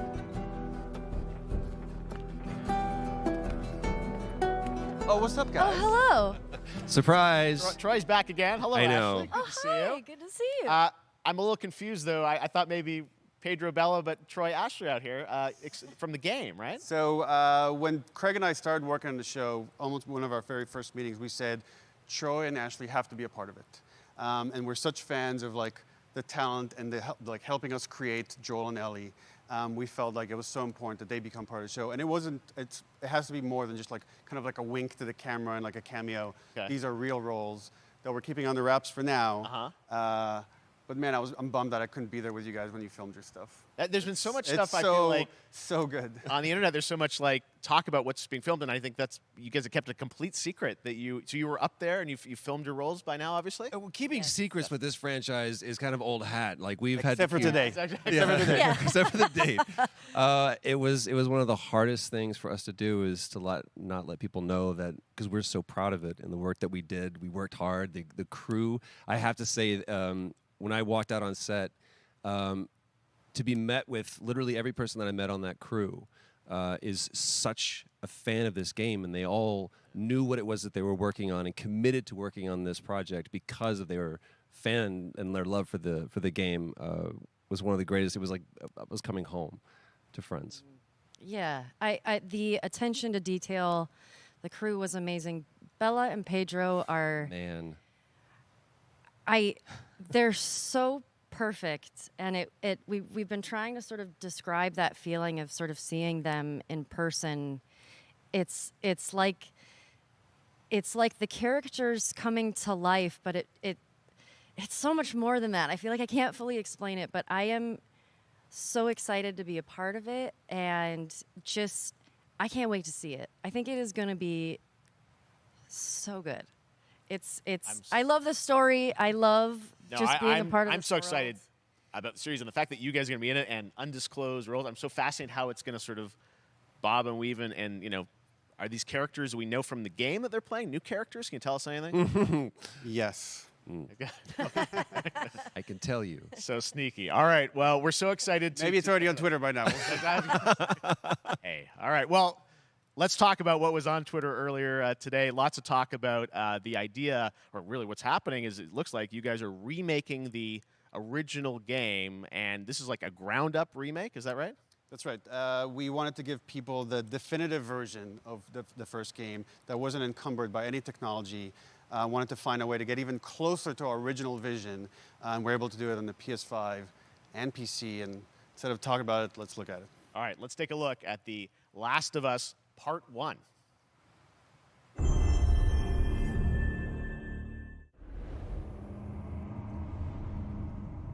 So why'd you leave Boston?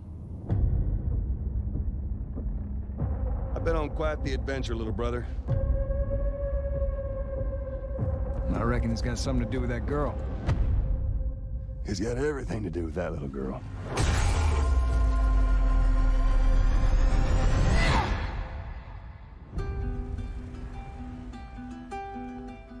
You know, I've never been this close. It's the outside. So is that everything you hoped for? Can't be any worse out there.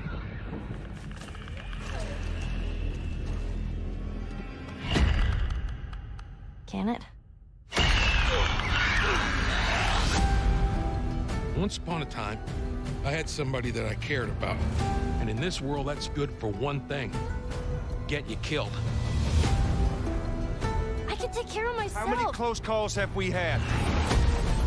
I get into trouble down there. You make every shot count. I got this.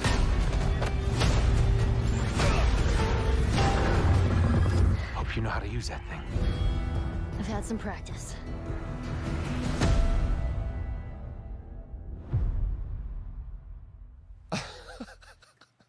Truly one of my favorite games of the past decade. Guys, what's your reaction to that? Yeah, we hadn't seen that yet. Yeah, you're watching it in real time. Yeah. It's because you did these. These performances you did a decade ago. Yeah. You didn't go back in. I mean, you used the original performances. Yeah, right? actually, we came up with a process where we could take the original animation that we did for the faces and kind of like retarget it on these new rigs that have a lot more fidelity. And then the animators went back and We're studied. seeing side by sides here just how much it has changed. That you went and you redid the models and rebuilt everything. Everything was rebuilt from the ground up. Same art director, re-art directed the whole thing from the ground up. But the great thing about these faces is that they're closer to the original performance. All the animators went and studied those videos and got it closer to what you did on set than we could have achieved before. And that's just like one of the things we could talk about, like this brand new AI, like all the combat is redone. Just the fidelity of everything, 60 frames per second, all the stuff you're getting on the PS5. Again, we wanted to give, knowing because of the show, because they're all new players for PS5 and PC, we wanted them to have the definitive version of The Last of Us. Amazing. Well, now you guys get to replay. I mean, when was the last time you guys played the game? I actually played it again just to refresh my memory before working on the show. I was just a glutton for punishment, and I went straight from playing never part played one straight into part two. And so the last time that I played literally would have been 2 years ago, since we're celebrating the anniversary of part two coming out. So I mean, it looks like I'm definitely going to be up for another playthrough with this. I can't wait to go back because it was. I can't wait. You guys did such an amazing job on that original game, and It's really, when you play it, when you see it in motion, it's really night and day from what it used to be. I imagine that think of The Last of Us 2 combat, but kind of that back in The Last of Us 1. Well, it's the whole, like, all the new animation system, the new AI system, everything we've learned on, like, Uncharted 4, Last of Us 2, we apply to this, again, to give that definitive version. Just to give a quick shout out, this project is headed up by Matthew Gallant and Shauna Skye. Okay. And you'll hear a lot more about it and see a lot more about it over the coming weeks leading up to the release September 2nd on PS5. All right. And shortly thereafter on PC. We will look forward to it. Neil, you've talked a lot about games directed by other people. What are you directing? You still making games? Still making games. Okay. I haven't given up my day job.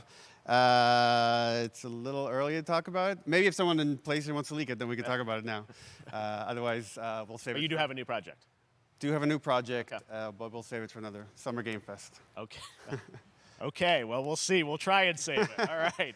Troy, Ashley, Neil, thank you so much for dropping by Summer Game Fest, and I am so excited that The Last of Us is returning, as you said, in September. So thanks, guys. Appreciate it. Thanks, Jeff. Awesome. All right, well, that is going to do it. Thanks to Naughty Dog and PlayStation for that very special look at The Last of Us and the entire franchise and where things are going. Very, very excited about that. All right, Summer Game Fest continues over the next few days. Coming up right now on this very stream is Day of the Des with I Am 8-Bit and Double Fine, including an exclusive new look at the planet of Lana. And then the Devolver Digital Showcase. Tomorrow, we've got Netflix Geeked Week, which I'll be co-hosting, and the Tribeca Games Showcase streaming, along with the Epic Games Store Showcase. And then finally, Sunday, it's the Xbox and Bethesda Game Showcase. You can stream them all at summergamefest.com.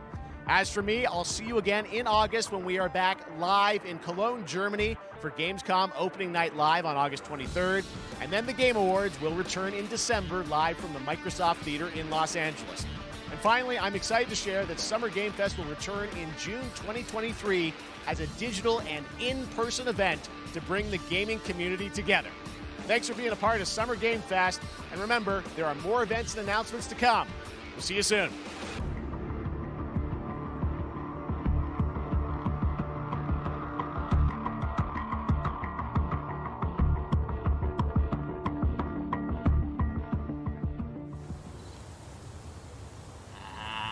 Happy birthday to you. Happy birthday to you. Happy birthday, Day of the Devs. Day of the Devs. What? You don't know what Day of the Devs is? Day of the Devs is the greatest and definitely the oldest independent games festival that exists. It was started over 10 years ago by Double Fine Productions and I Am 8-Bit to celebrate the best independent games out there and bring them to you, the fans. We wanted to bring developers and players together to get together, play games, and have a great time. It used to be a physical event only in San Francisco, but now it has gone digital so the whole world can enjoy it. And we're really excited this year to be part of Summer Game Fest. So sit back, relax, put on your party hats.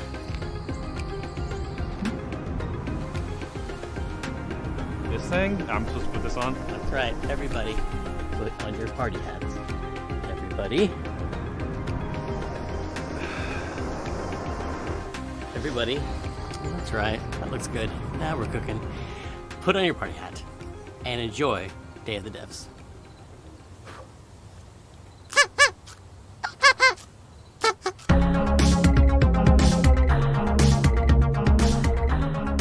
We got a new one today. This is from a good friend Michael Frey and Rafael Munoz. Previously, Michael made a game called Kids with Playables that we published at Double Fine Presents, and this is his new one. It's about the limited time we have on Earth told through the life of a fly.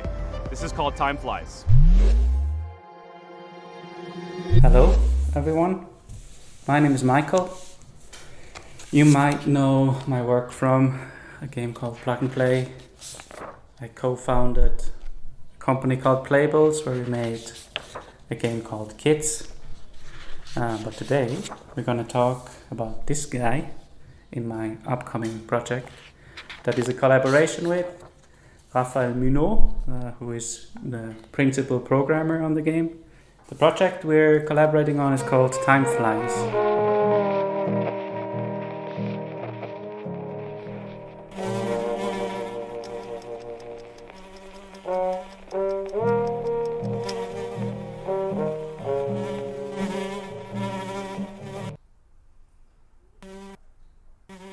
Time Flies is about our limited time in this world.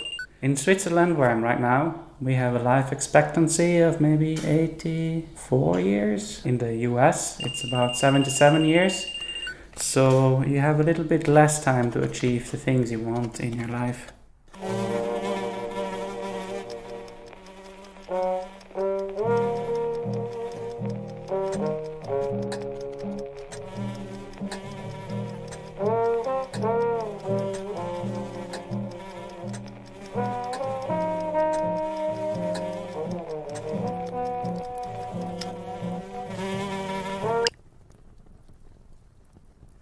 In Time Flies, the things you can achieve are nicely prepared on a bucket list. This is a very small part of that bucket list. So these are the things you can do in the world.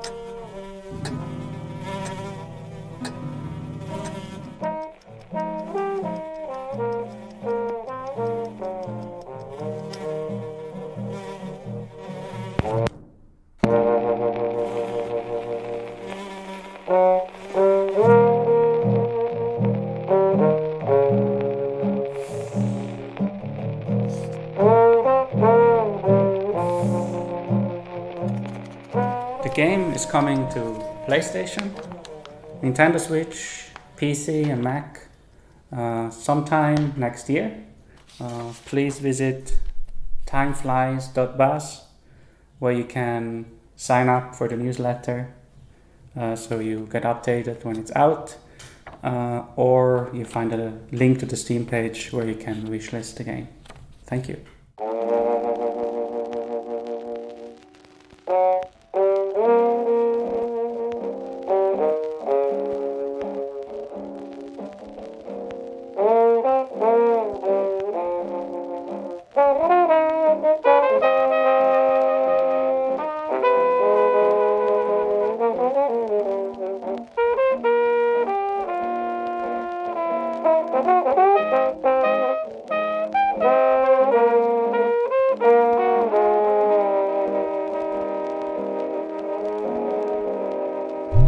Our next game is Planet of Lana, the debut title from Sweden-based Wishfully Studios and published by Thunderful Publishing. The gameplay is reminiscent of dark side-scrollers like Inside and Little Nightmares, but the vibes could not be more different. Who are these enigmatic enemies? What do they want with Lana's sister and her world? And what other secrets are there to uncover in this beautiful, boundless environment? Hello, my name is Adam Stjernljus and I'm the creative director at Wishfully. We're a small indie game studio in Sweden making Planet of Lana.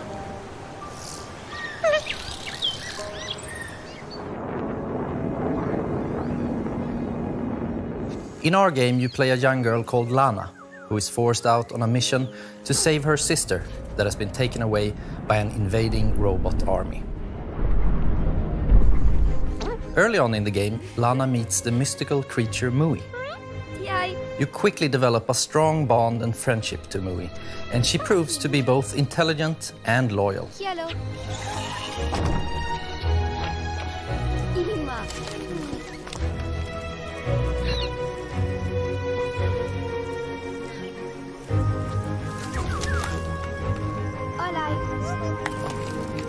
Being her own personality, Mui also has things that she's afraid of.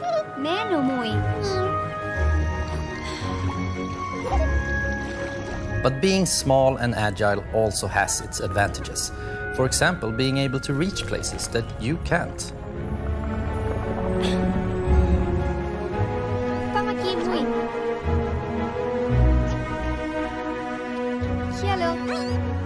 She also has this special ability she can use to control some of the strange creatures of this planet.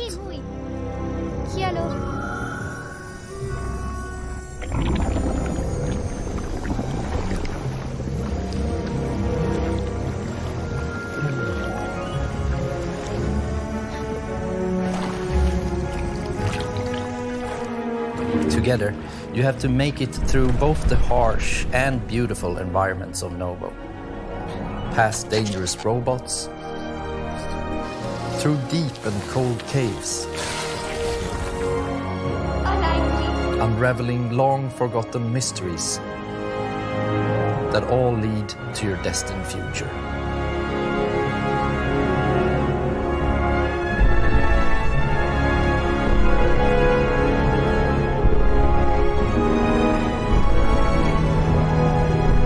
Planet of Lana is really a labor of love, and we're very excited here at Wishfully to bring you what we believe is a truly unique adventure.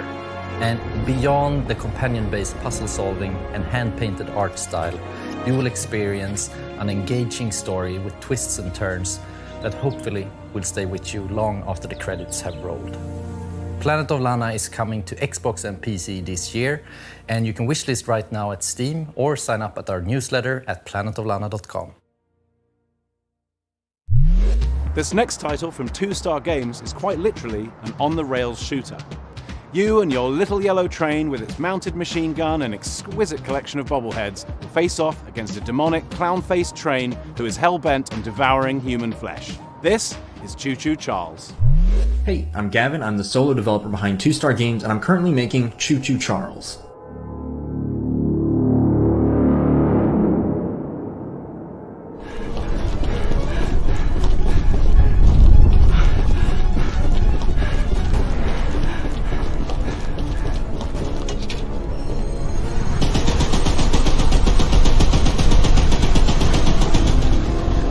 It's an open-world horror game where you navigate an island in an old train upgrade it over time, and then use it to fight an evil spider train named Charles.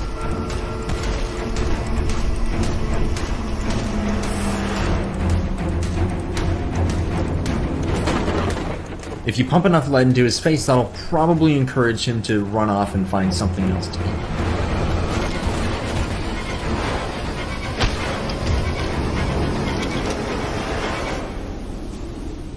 You have one goal above all else, and that's to summon Charles to a 1v1 and fight him to the death. To do that, you'll need to explore the open world, looting abandoned areas and completing missions for the locals to gain powerful new weapons and scraps that you can use to upgrade your train's speed, armor, and damage. You'll need to leave the relative safety of your train and venture out on foot.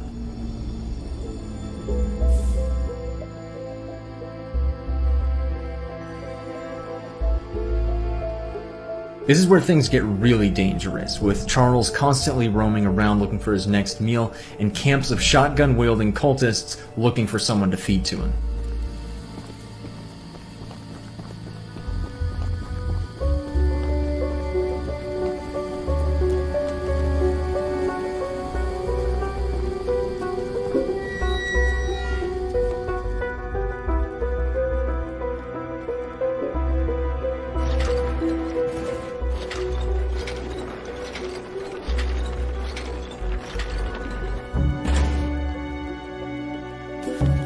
After collecting 3 heavily guarded gems from abandoned mines around the island, you'll place the gems on one of the shrines, angering Charles and drawing him to your location.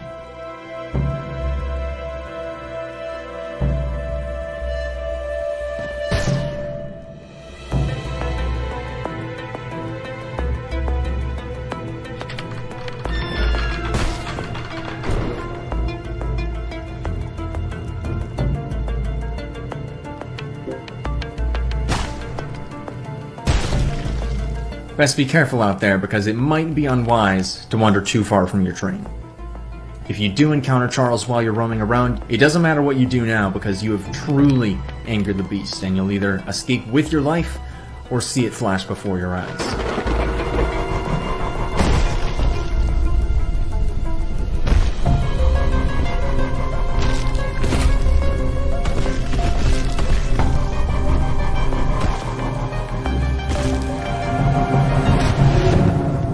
If it sounds like something for you, be sure to follow and wishlist Choo Choo Charles on Steam. I'd greatly appreciate it. It really does mean a lot. We've got a special one for you. It's very personal and near and dear to I Am 8-Bit because it's a I Am 8-Bit Presents published title. It's called Escape Academy, and think of it like Hogwarts, but for escape rooms. It's from developer Coin Crew Games, and they hail from the arcade amusement space. They've designed escape rooms in real life. Better they talk about their game than me. Here they are. Hey, I'm Mike. I'm Wyatt. And I'm Michelle, the art director. Wait, am I supposed to say I'm the... Hey, I'm Mike. I'm Wyatt. We're the founders. And I'm Michelle, the art director. Oof, okay. This is... I hate that. All right, once more with feeling. Hey, I'm Mike. I'm Wyatt. And I'm Michelle. And we're Coin Crew Games.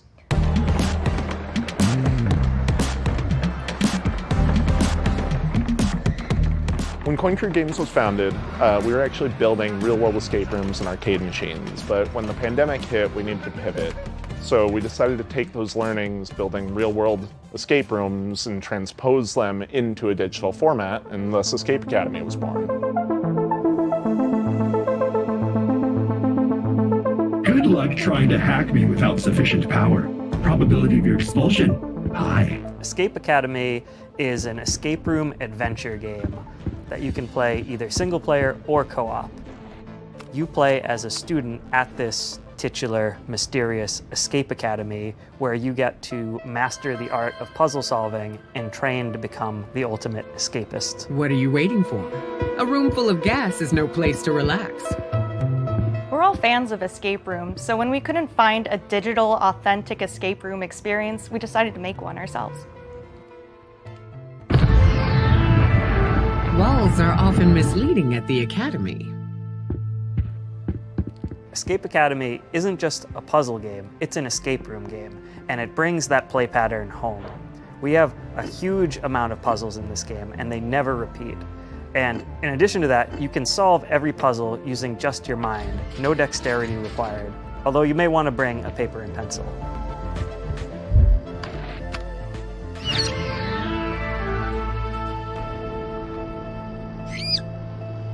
The academic theming gave us the leverage to create a wide variety of rooms that support the narrative and put players in situations they would never find themselves in real-life escape rooms.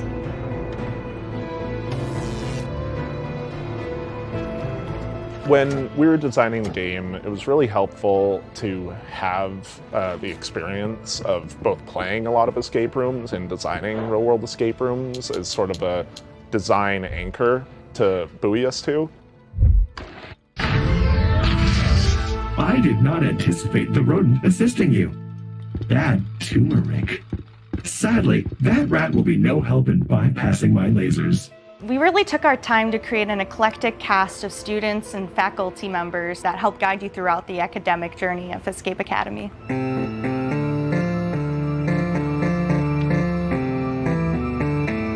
Building on the lessons that you get in each room and raising the stakes throughout your journey at the Academy was definitely a design pillar we wanted to make sure came through in the final game.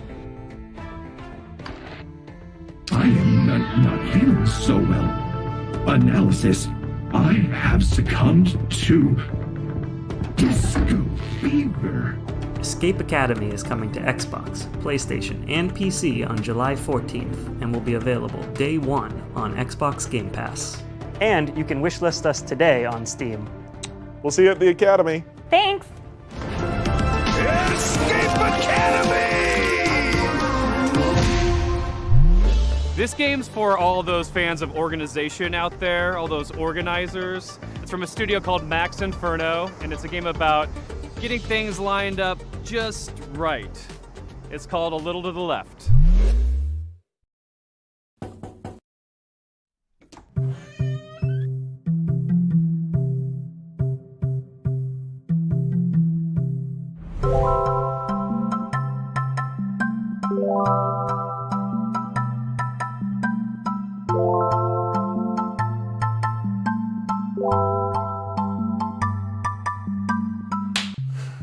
Hi, I'm Annie. Hi, and I'm Lucas, and we are Max Inferno.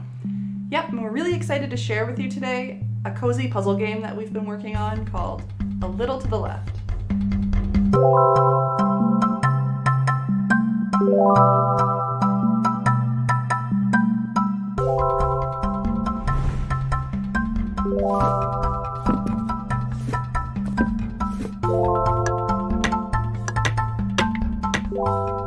A Little to the Left is a game where you sort, stack, and tidy up the house.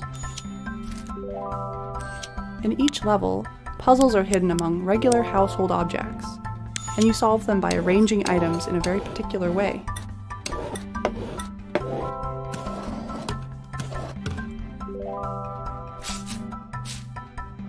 Many of the levels have multiple solutions. It's all about observation and imagining the different structures that could be at play. The game takes inspiration from our own home and some of our own little tendencies. Another big source of inspiration for the game is our cat, Rookie, who should be around here somewhere.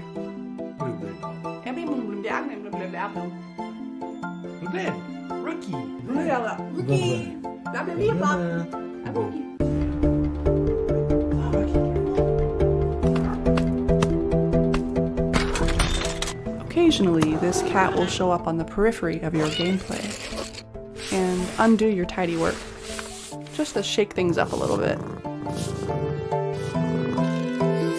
The game starts off pretty simple, but as you progress, the logic behind the puzzles becomes a little more surreal.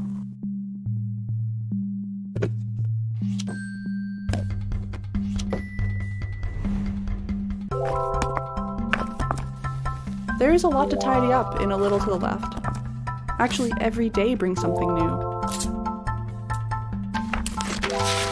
With the daily tidy delivery, You get even more out of our favorite puzzles. And you earn fun badges too. Well, thanks for stopping by. We hope you enjoy A Little to the Left when it releases later this year. See you later. Bye.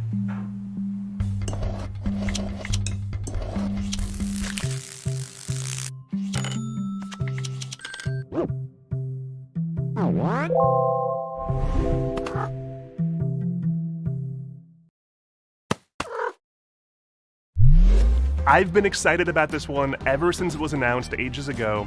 It's from developer Gummy Cat. It's called Bear and Breakfast. And the title says it all. You're a bear, you run in bed and breakfast in the woods, and it's really friggin' fun. We're debuting a brand new animated trailer, a bunch of gameplay you've never seen, and finally announcing a release date.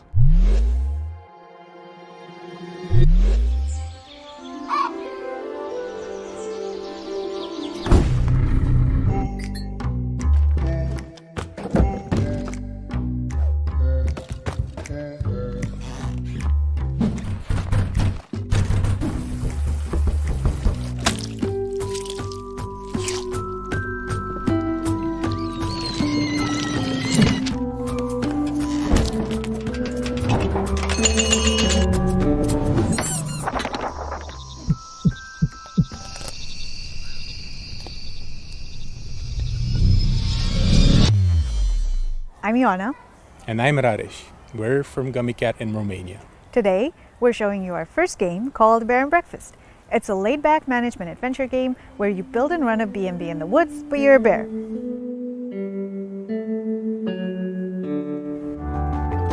In Bear and Breakfast, you play as Hank, a young, curious bear from Silver Valley who lives in a small home with his mom and two best friends.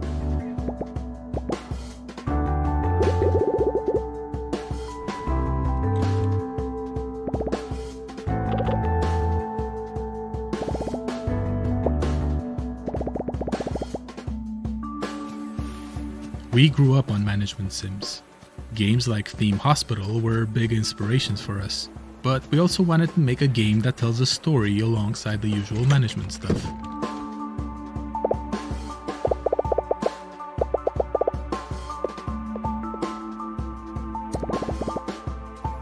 So it turns out that humans are coming back for some reason, and they need a place to stay. There's old, rundown buildings all over the place, and you're just the bear for the job.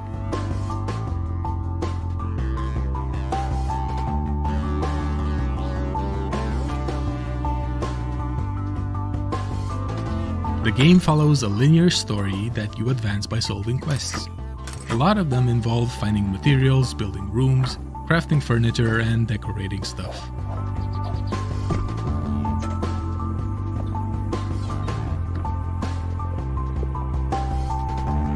The actual furniture you do make awards different kinds of points. For instance, beds give comfort, showers give hygiene, that type of thing. You have to make sure that your room scores are high enough to satisfy whatever your guests are asking for.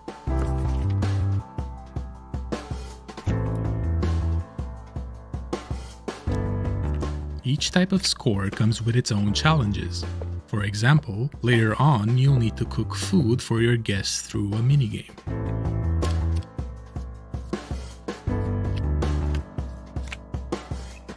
There's a lot more to Bear and Breakfast, but you can play at your own pace since the game won't rush you.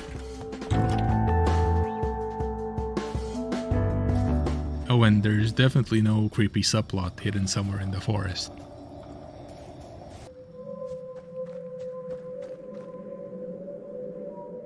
We're very excited to be part of Day of the Devs this year, and we can't wait to introduce you all to Hank and his friends when Bear and Breakfast launches later this summer. Thank you.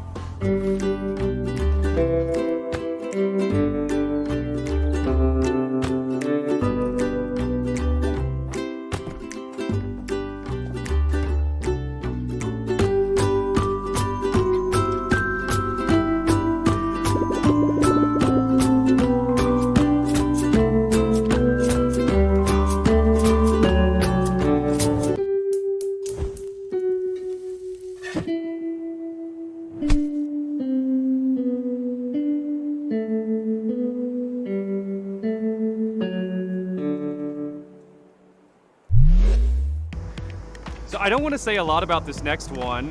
It's full of secrets and puzzles and mystery that are best discovered on your own. It's a beautiful game from a studio called Shared Memory. It's a pixel art Metroidvania full of interesting creatures. It's called Animal Well.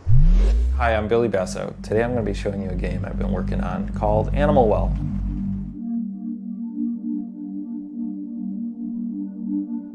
In Animal Well, you explore a surreal and sometimes dangerous pixel art labyrinth that is filled with secrets.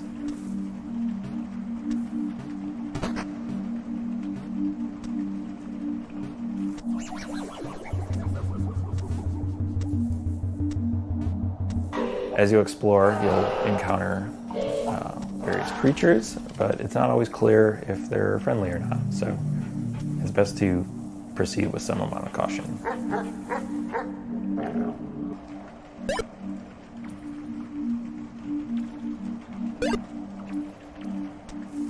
Throughout the game, you're going to find various items that will give you new abilities and help you solve some puzzles.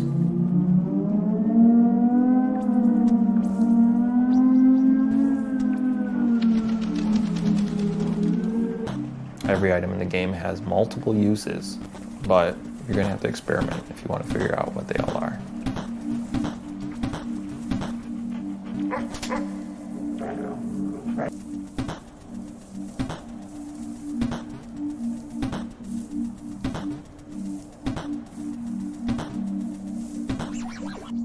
Animal Well is a pixel art game. That's not just a pander to nostalgia. Instead, I'm viewing it as a technical opportunity. A 4K TV screen has 144 times as many pixels, but that means I have 144 times as much processing power to apply to each pixel. Throughout the game, you'll see a lot of things like fluid sims or dynamic lighting effects that haven't really been used in a pixel art game before.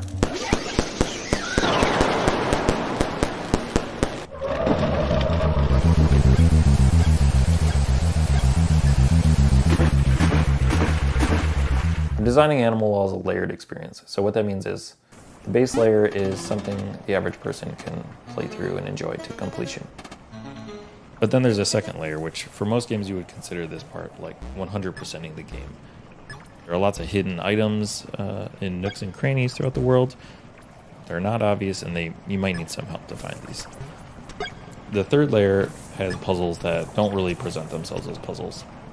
They might go unnoticed for years, potentially, or they might require some community collaboration to solve. Also, there's a puzzle in this video that may require some community collaboration to understand. But the first 10 people to figure it out will get a free copy of the game at launch. And then while you're doing that, you can maybe wishlist it. But yeah, thank you so much.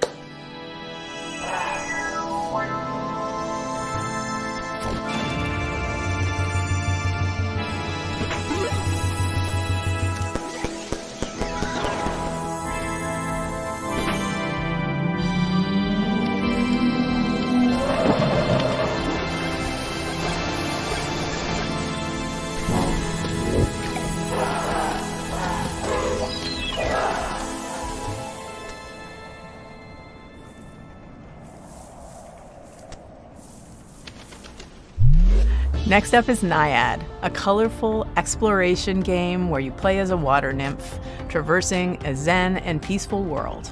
This game comes to us from Highwarp, a solo developer from Spain. Hi, I'm really happy to be part of the 10th anniversary of Day of the Devs at this exciting Summerfest edition. I'm Melwin from Highwarp, a solo dev indie studio from Spain, working on bringing to life very unique and personal games. I would like to share with you a preview of Naiad, a relaxing and colorful exploration adventure overflowing by a river. I put all my love creating every part of this game, so please enjoy.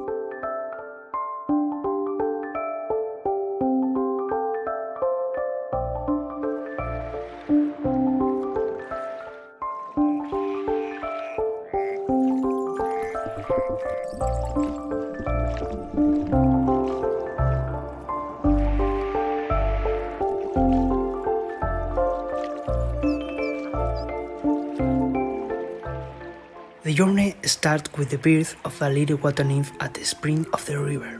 Naiad will grow up and mature, obtaining vitality from floating leaves and flowers, learning to swim like a duck, dive like a fish, dance like a frog, finding other adorable friends like butterflies, rabbits, snakes, turtles, crocodiles, and much more. Help them to find their way, avoiding obstacles and dangers, using your skills. You will immerse through a lot of beautiful places like a deep forest, a dark cave, a joyful creek, and more. Water, symbolizing life, starts pure and fresh, and little by little it will be fading into dark. You can sing to regenerate the nature, making sprout flowers in your path. And you must do your best, because the humans are controlling this river wall. Humans create their own fake rivers, like these noisy roads with strange smoke creatures. You are the guardian of this river, and that seems to be a difficult task, but don't be afraid, because a tiny cloud will take care of you from the sky. The beautiful hair of Naiad is like its vitality. You can make it grow up under the sun rays, change its color, even tie small flowers on it. Creating Naiad, I focused on a wholesome experience. Enjoy it at your own pace, exploring and flowing. Naiad will be available for PC and consoles by the end of this year. Thank you for watching.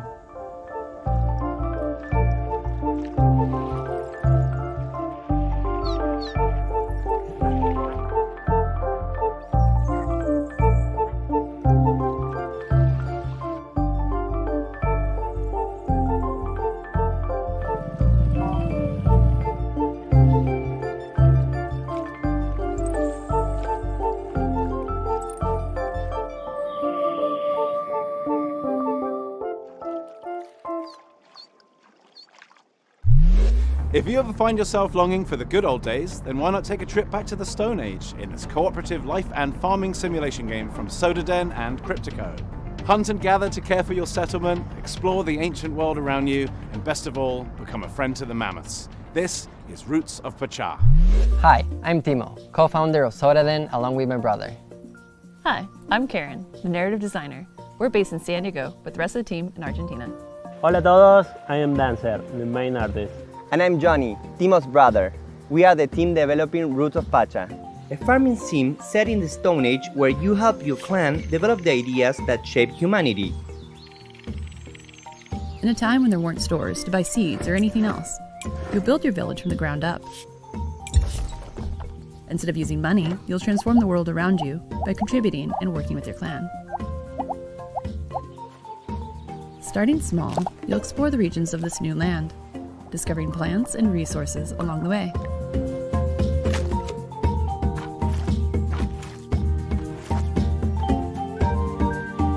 Many of the ideas you developed were the cornerstones of early civilizations like farming, domesticating animals, and the creation of tools that are now common.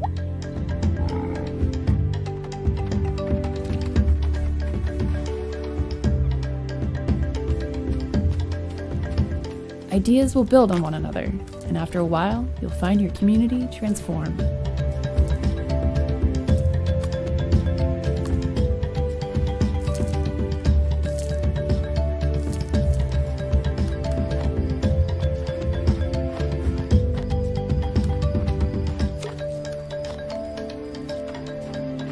You'll venture into the caves to meet the spiritual world, to try and explain who you are and why you're here.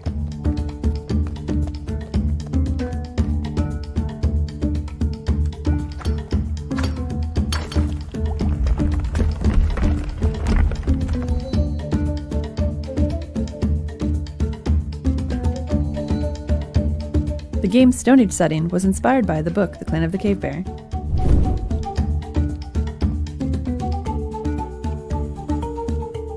Roots of Pacha is set in simpler times, but society is still complex. For example, finding something to eat went from satisfying a basic need to making a dish and creating a reason to gather. As you discover ways to make life easier, you'll find time to experience all the fun Pacha's world has to offer.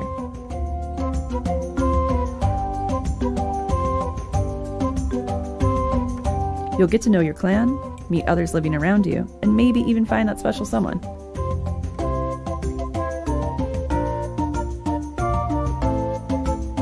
Our love of farming sims started with the first Harvest Moons, and Stardew Valley took it to the next level. With Roots of Pacha, we want to make our own unique contribution to this genre. We're working on this project with all of our hearts. We're super excited for you to play the final version. In the meantime, we have a brand new demo that just went live today. Thanks for having us. Muchas gracias.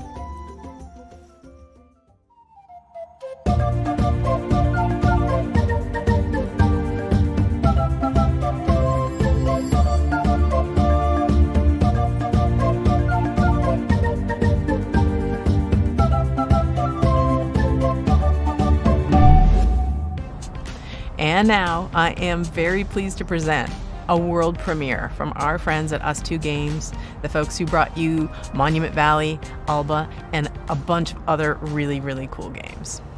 Here it is.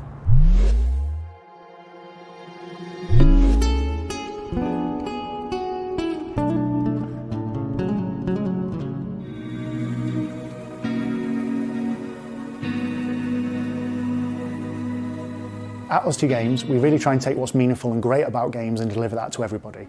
So with Monument Valley, we made people care about a character for the first time if they've never really engaged with games very much.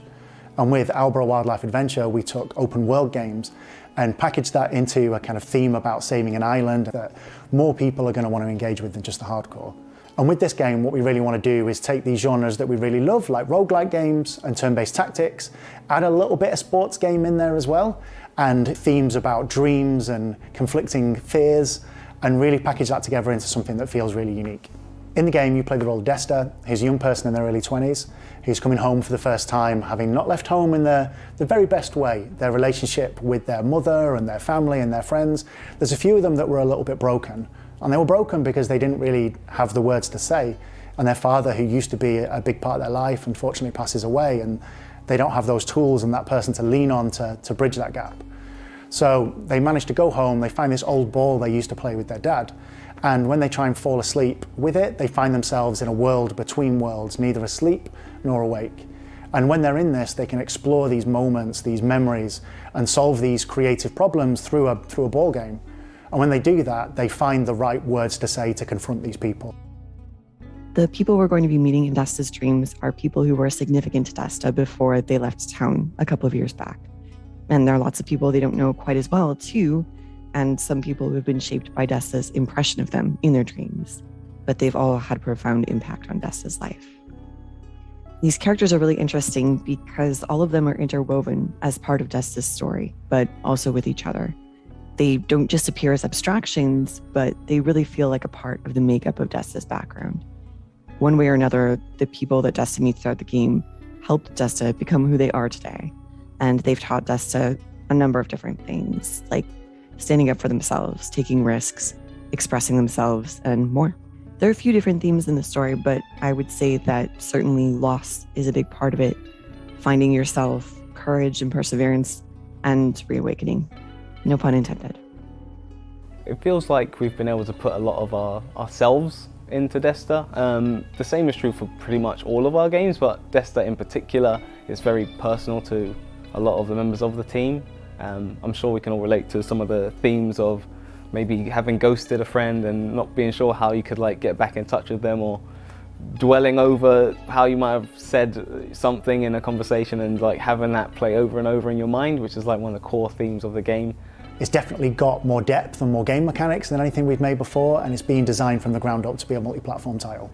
We're really looking forward to telling you more about Desta: The Memories Between in the coming weeks and the coming months.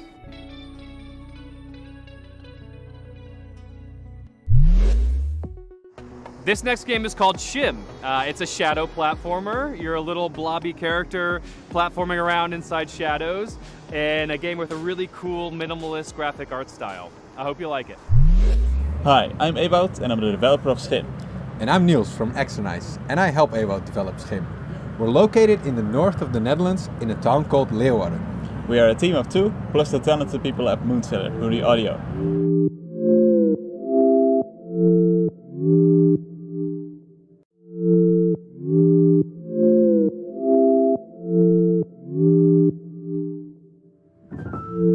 Schim is a game where you move around in shadows. You play as a schim, a shadow creature. As a whole, Schim is made to be approachable for a variety of players. At its core, it's about jumping around in shadows and platforming towards the end of a level.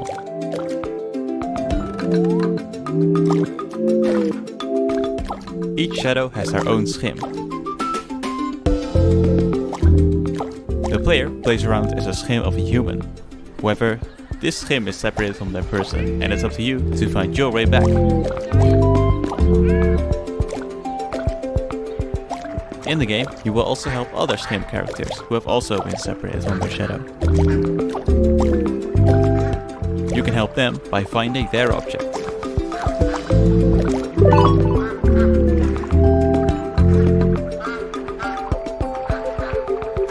Schim takes big inspiration from the feeling of playing as a child.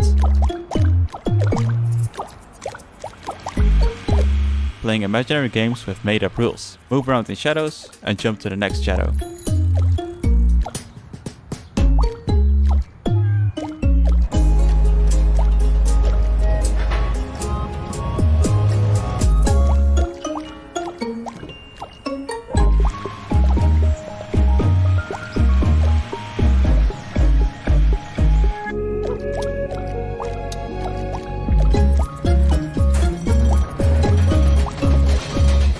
Check it out and follow us at schimgame.com. Hi everyone, and thank you Dev the Devs for having us this year. I'm Anne, the manager of Asobu, a community hub for indie game creators in Tokyo. We have a space where people can come to work and meet other people, do small gatherings, and we are helping Japanese devs by introducing them to platforms, console publishers, helping them on marketing, or as usually they don't speak English, helping them to apply to overseas events like this one. And we're also doing a lot of online contents and streams, like our big Asobu Indie Showcase, which will be aired this summer in English and Japanese, or our monthly stream Indie Collection, and podcasts, and many other things you can check on YouTube and Twitch. But first, let's check two really cool Japanese titles.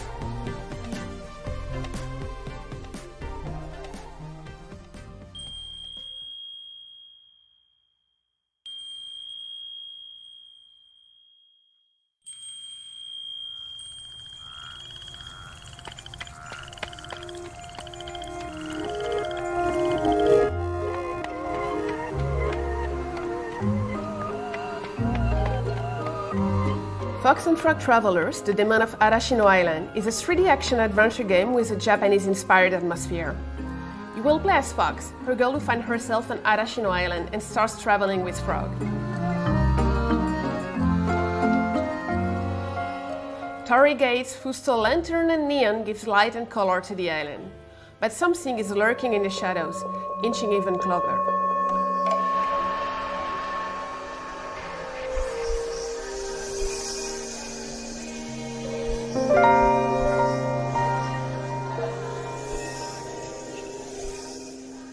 Fox and Frog Travelers is developed by Rias, an illustrator and concept artist that came up with the idea for it, based on one of his illustrations.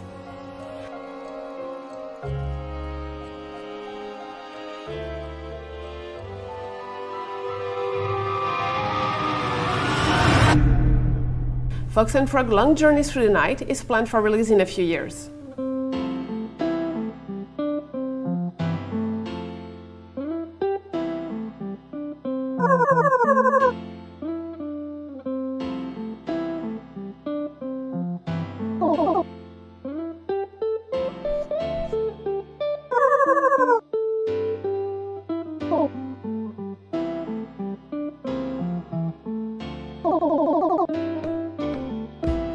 First game of the young solo developer Yo Fuji, Goodbye World is a narrative game about two young indie game creators, the shy Kani and the extrovert Kumade.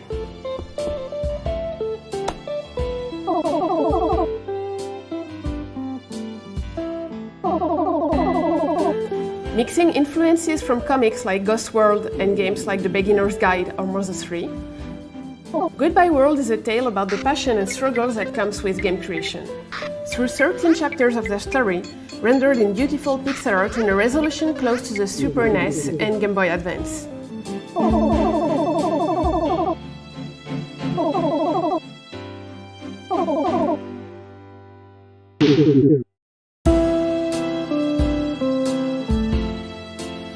Goodbye World is due out on Steam later this year.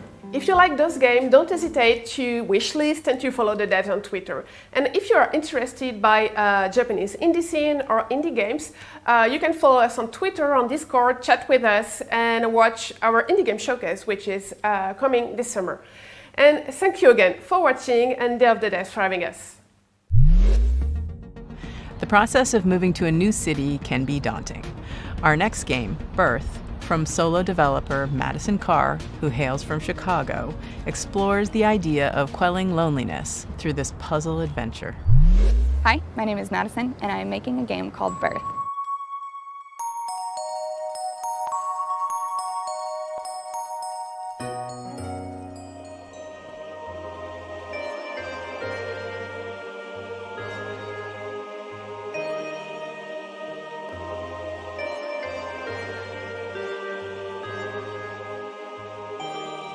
Birth is a point-and-click puzzle game about living alone in a large city.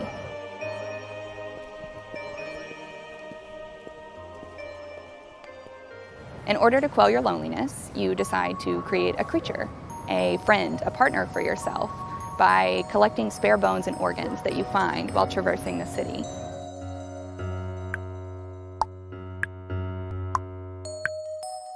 You will explore libraries and post offices and museums and cafes and apartments that don't belong to you.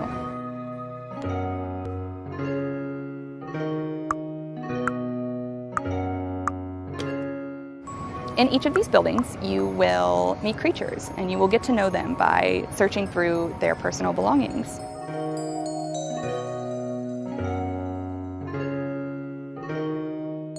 Their laptops and phones, their cabinets and their notebooks.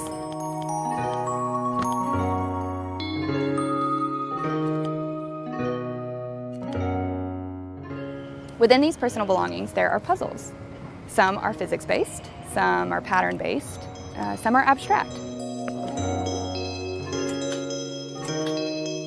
There are no instructions, and you are rarely doing the same thing twice.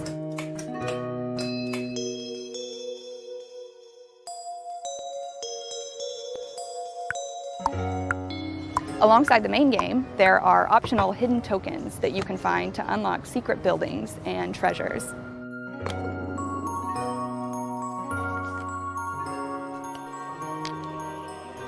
Birth comes out this August. I made this game with my whole heart, and I hope that you like it.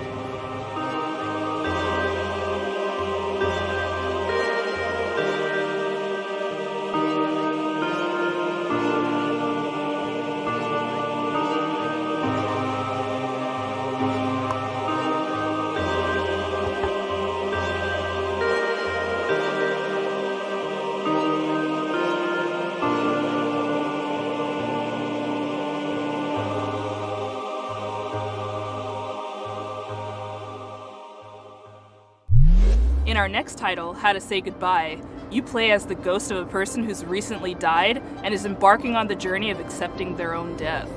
The mechanics underscore the message that there's always a way through grief. You may get stuck, but you can always stop, reevaluate, and keep moving. It's all just part of the puzzle. Hi, I'm Florian, co-author of the upcoming narrative puzzle game, How to Say Goodbye.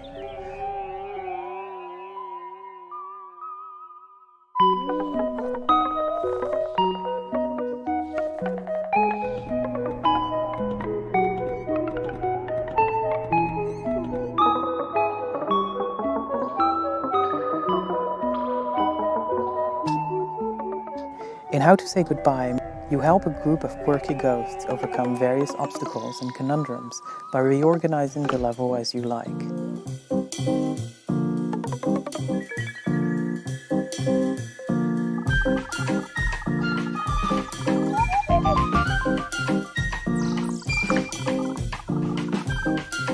Moving one tile will also push the surrounding tiles.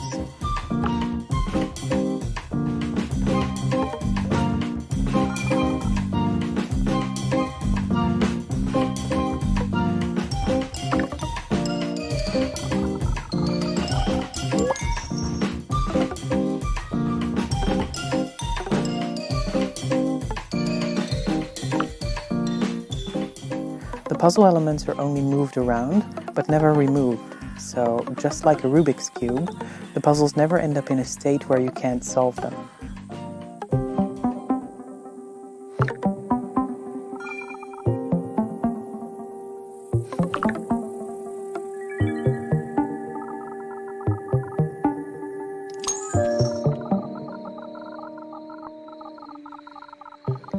Follow various characters looking to discover why they are still here and how to move on while trying to escape the grasp of an evil wizard who doesn't know how to let go.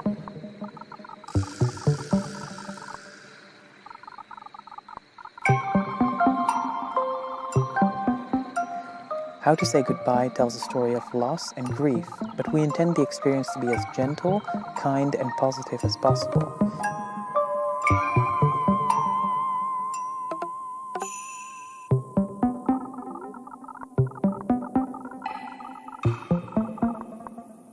If this sounds like something that you would be interested in, please wishlist the game.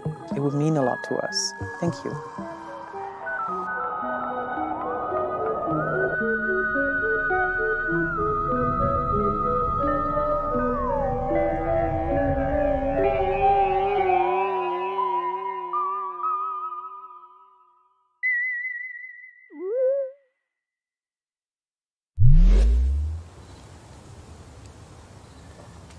Oh, hi.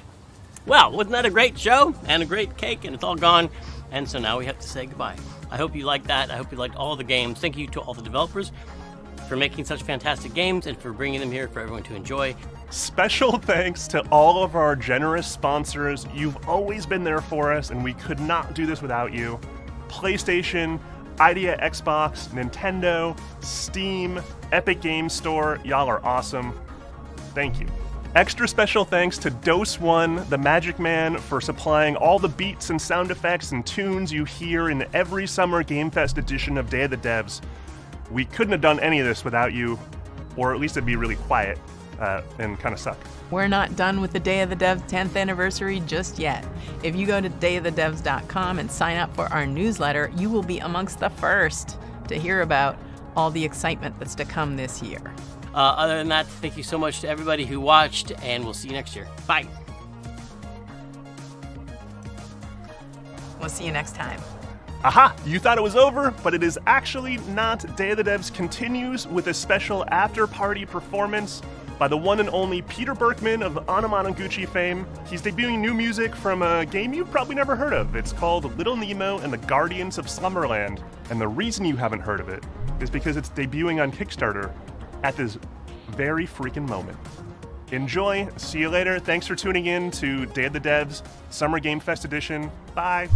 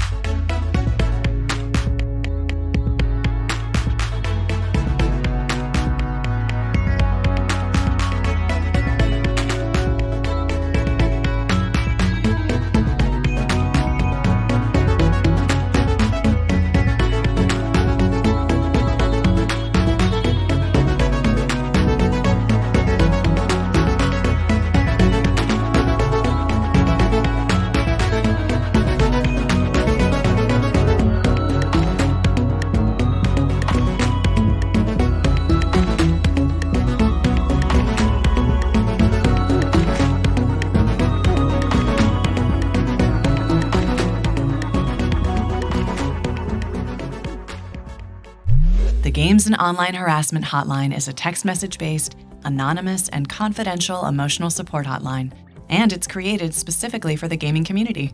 Because we're gamers and creators, and we want to help each other. So, how does it work?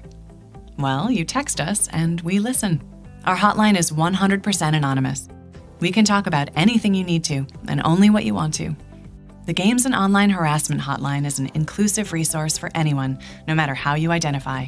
If you feel that you need emotional support, you can start right now by texting support to 23368, and our qualified responders will be there to listen to you, free of charge. Reach out, get help, and let's make this community a better place to work and play.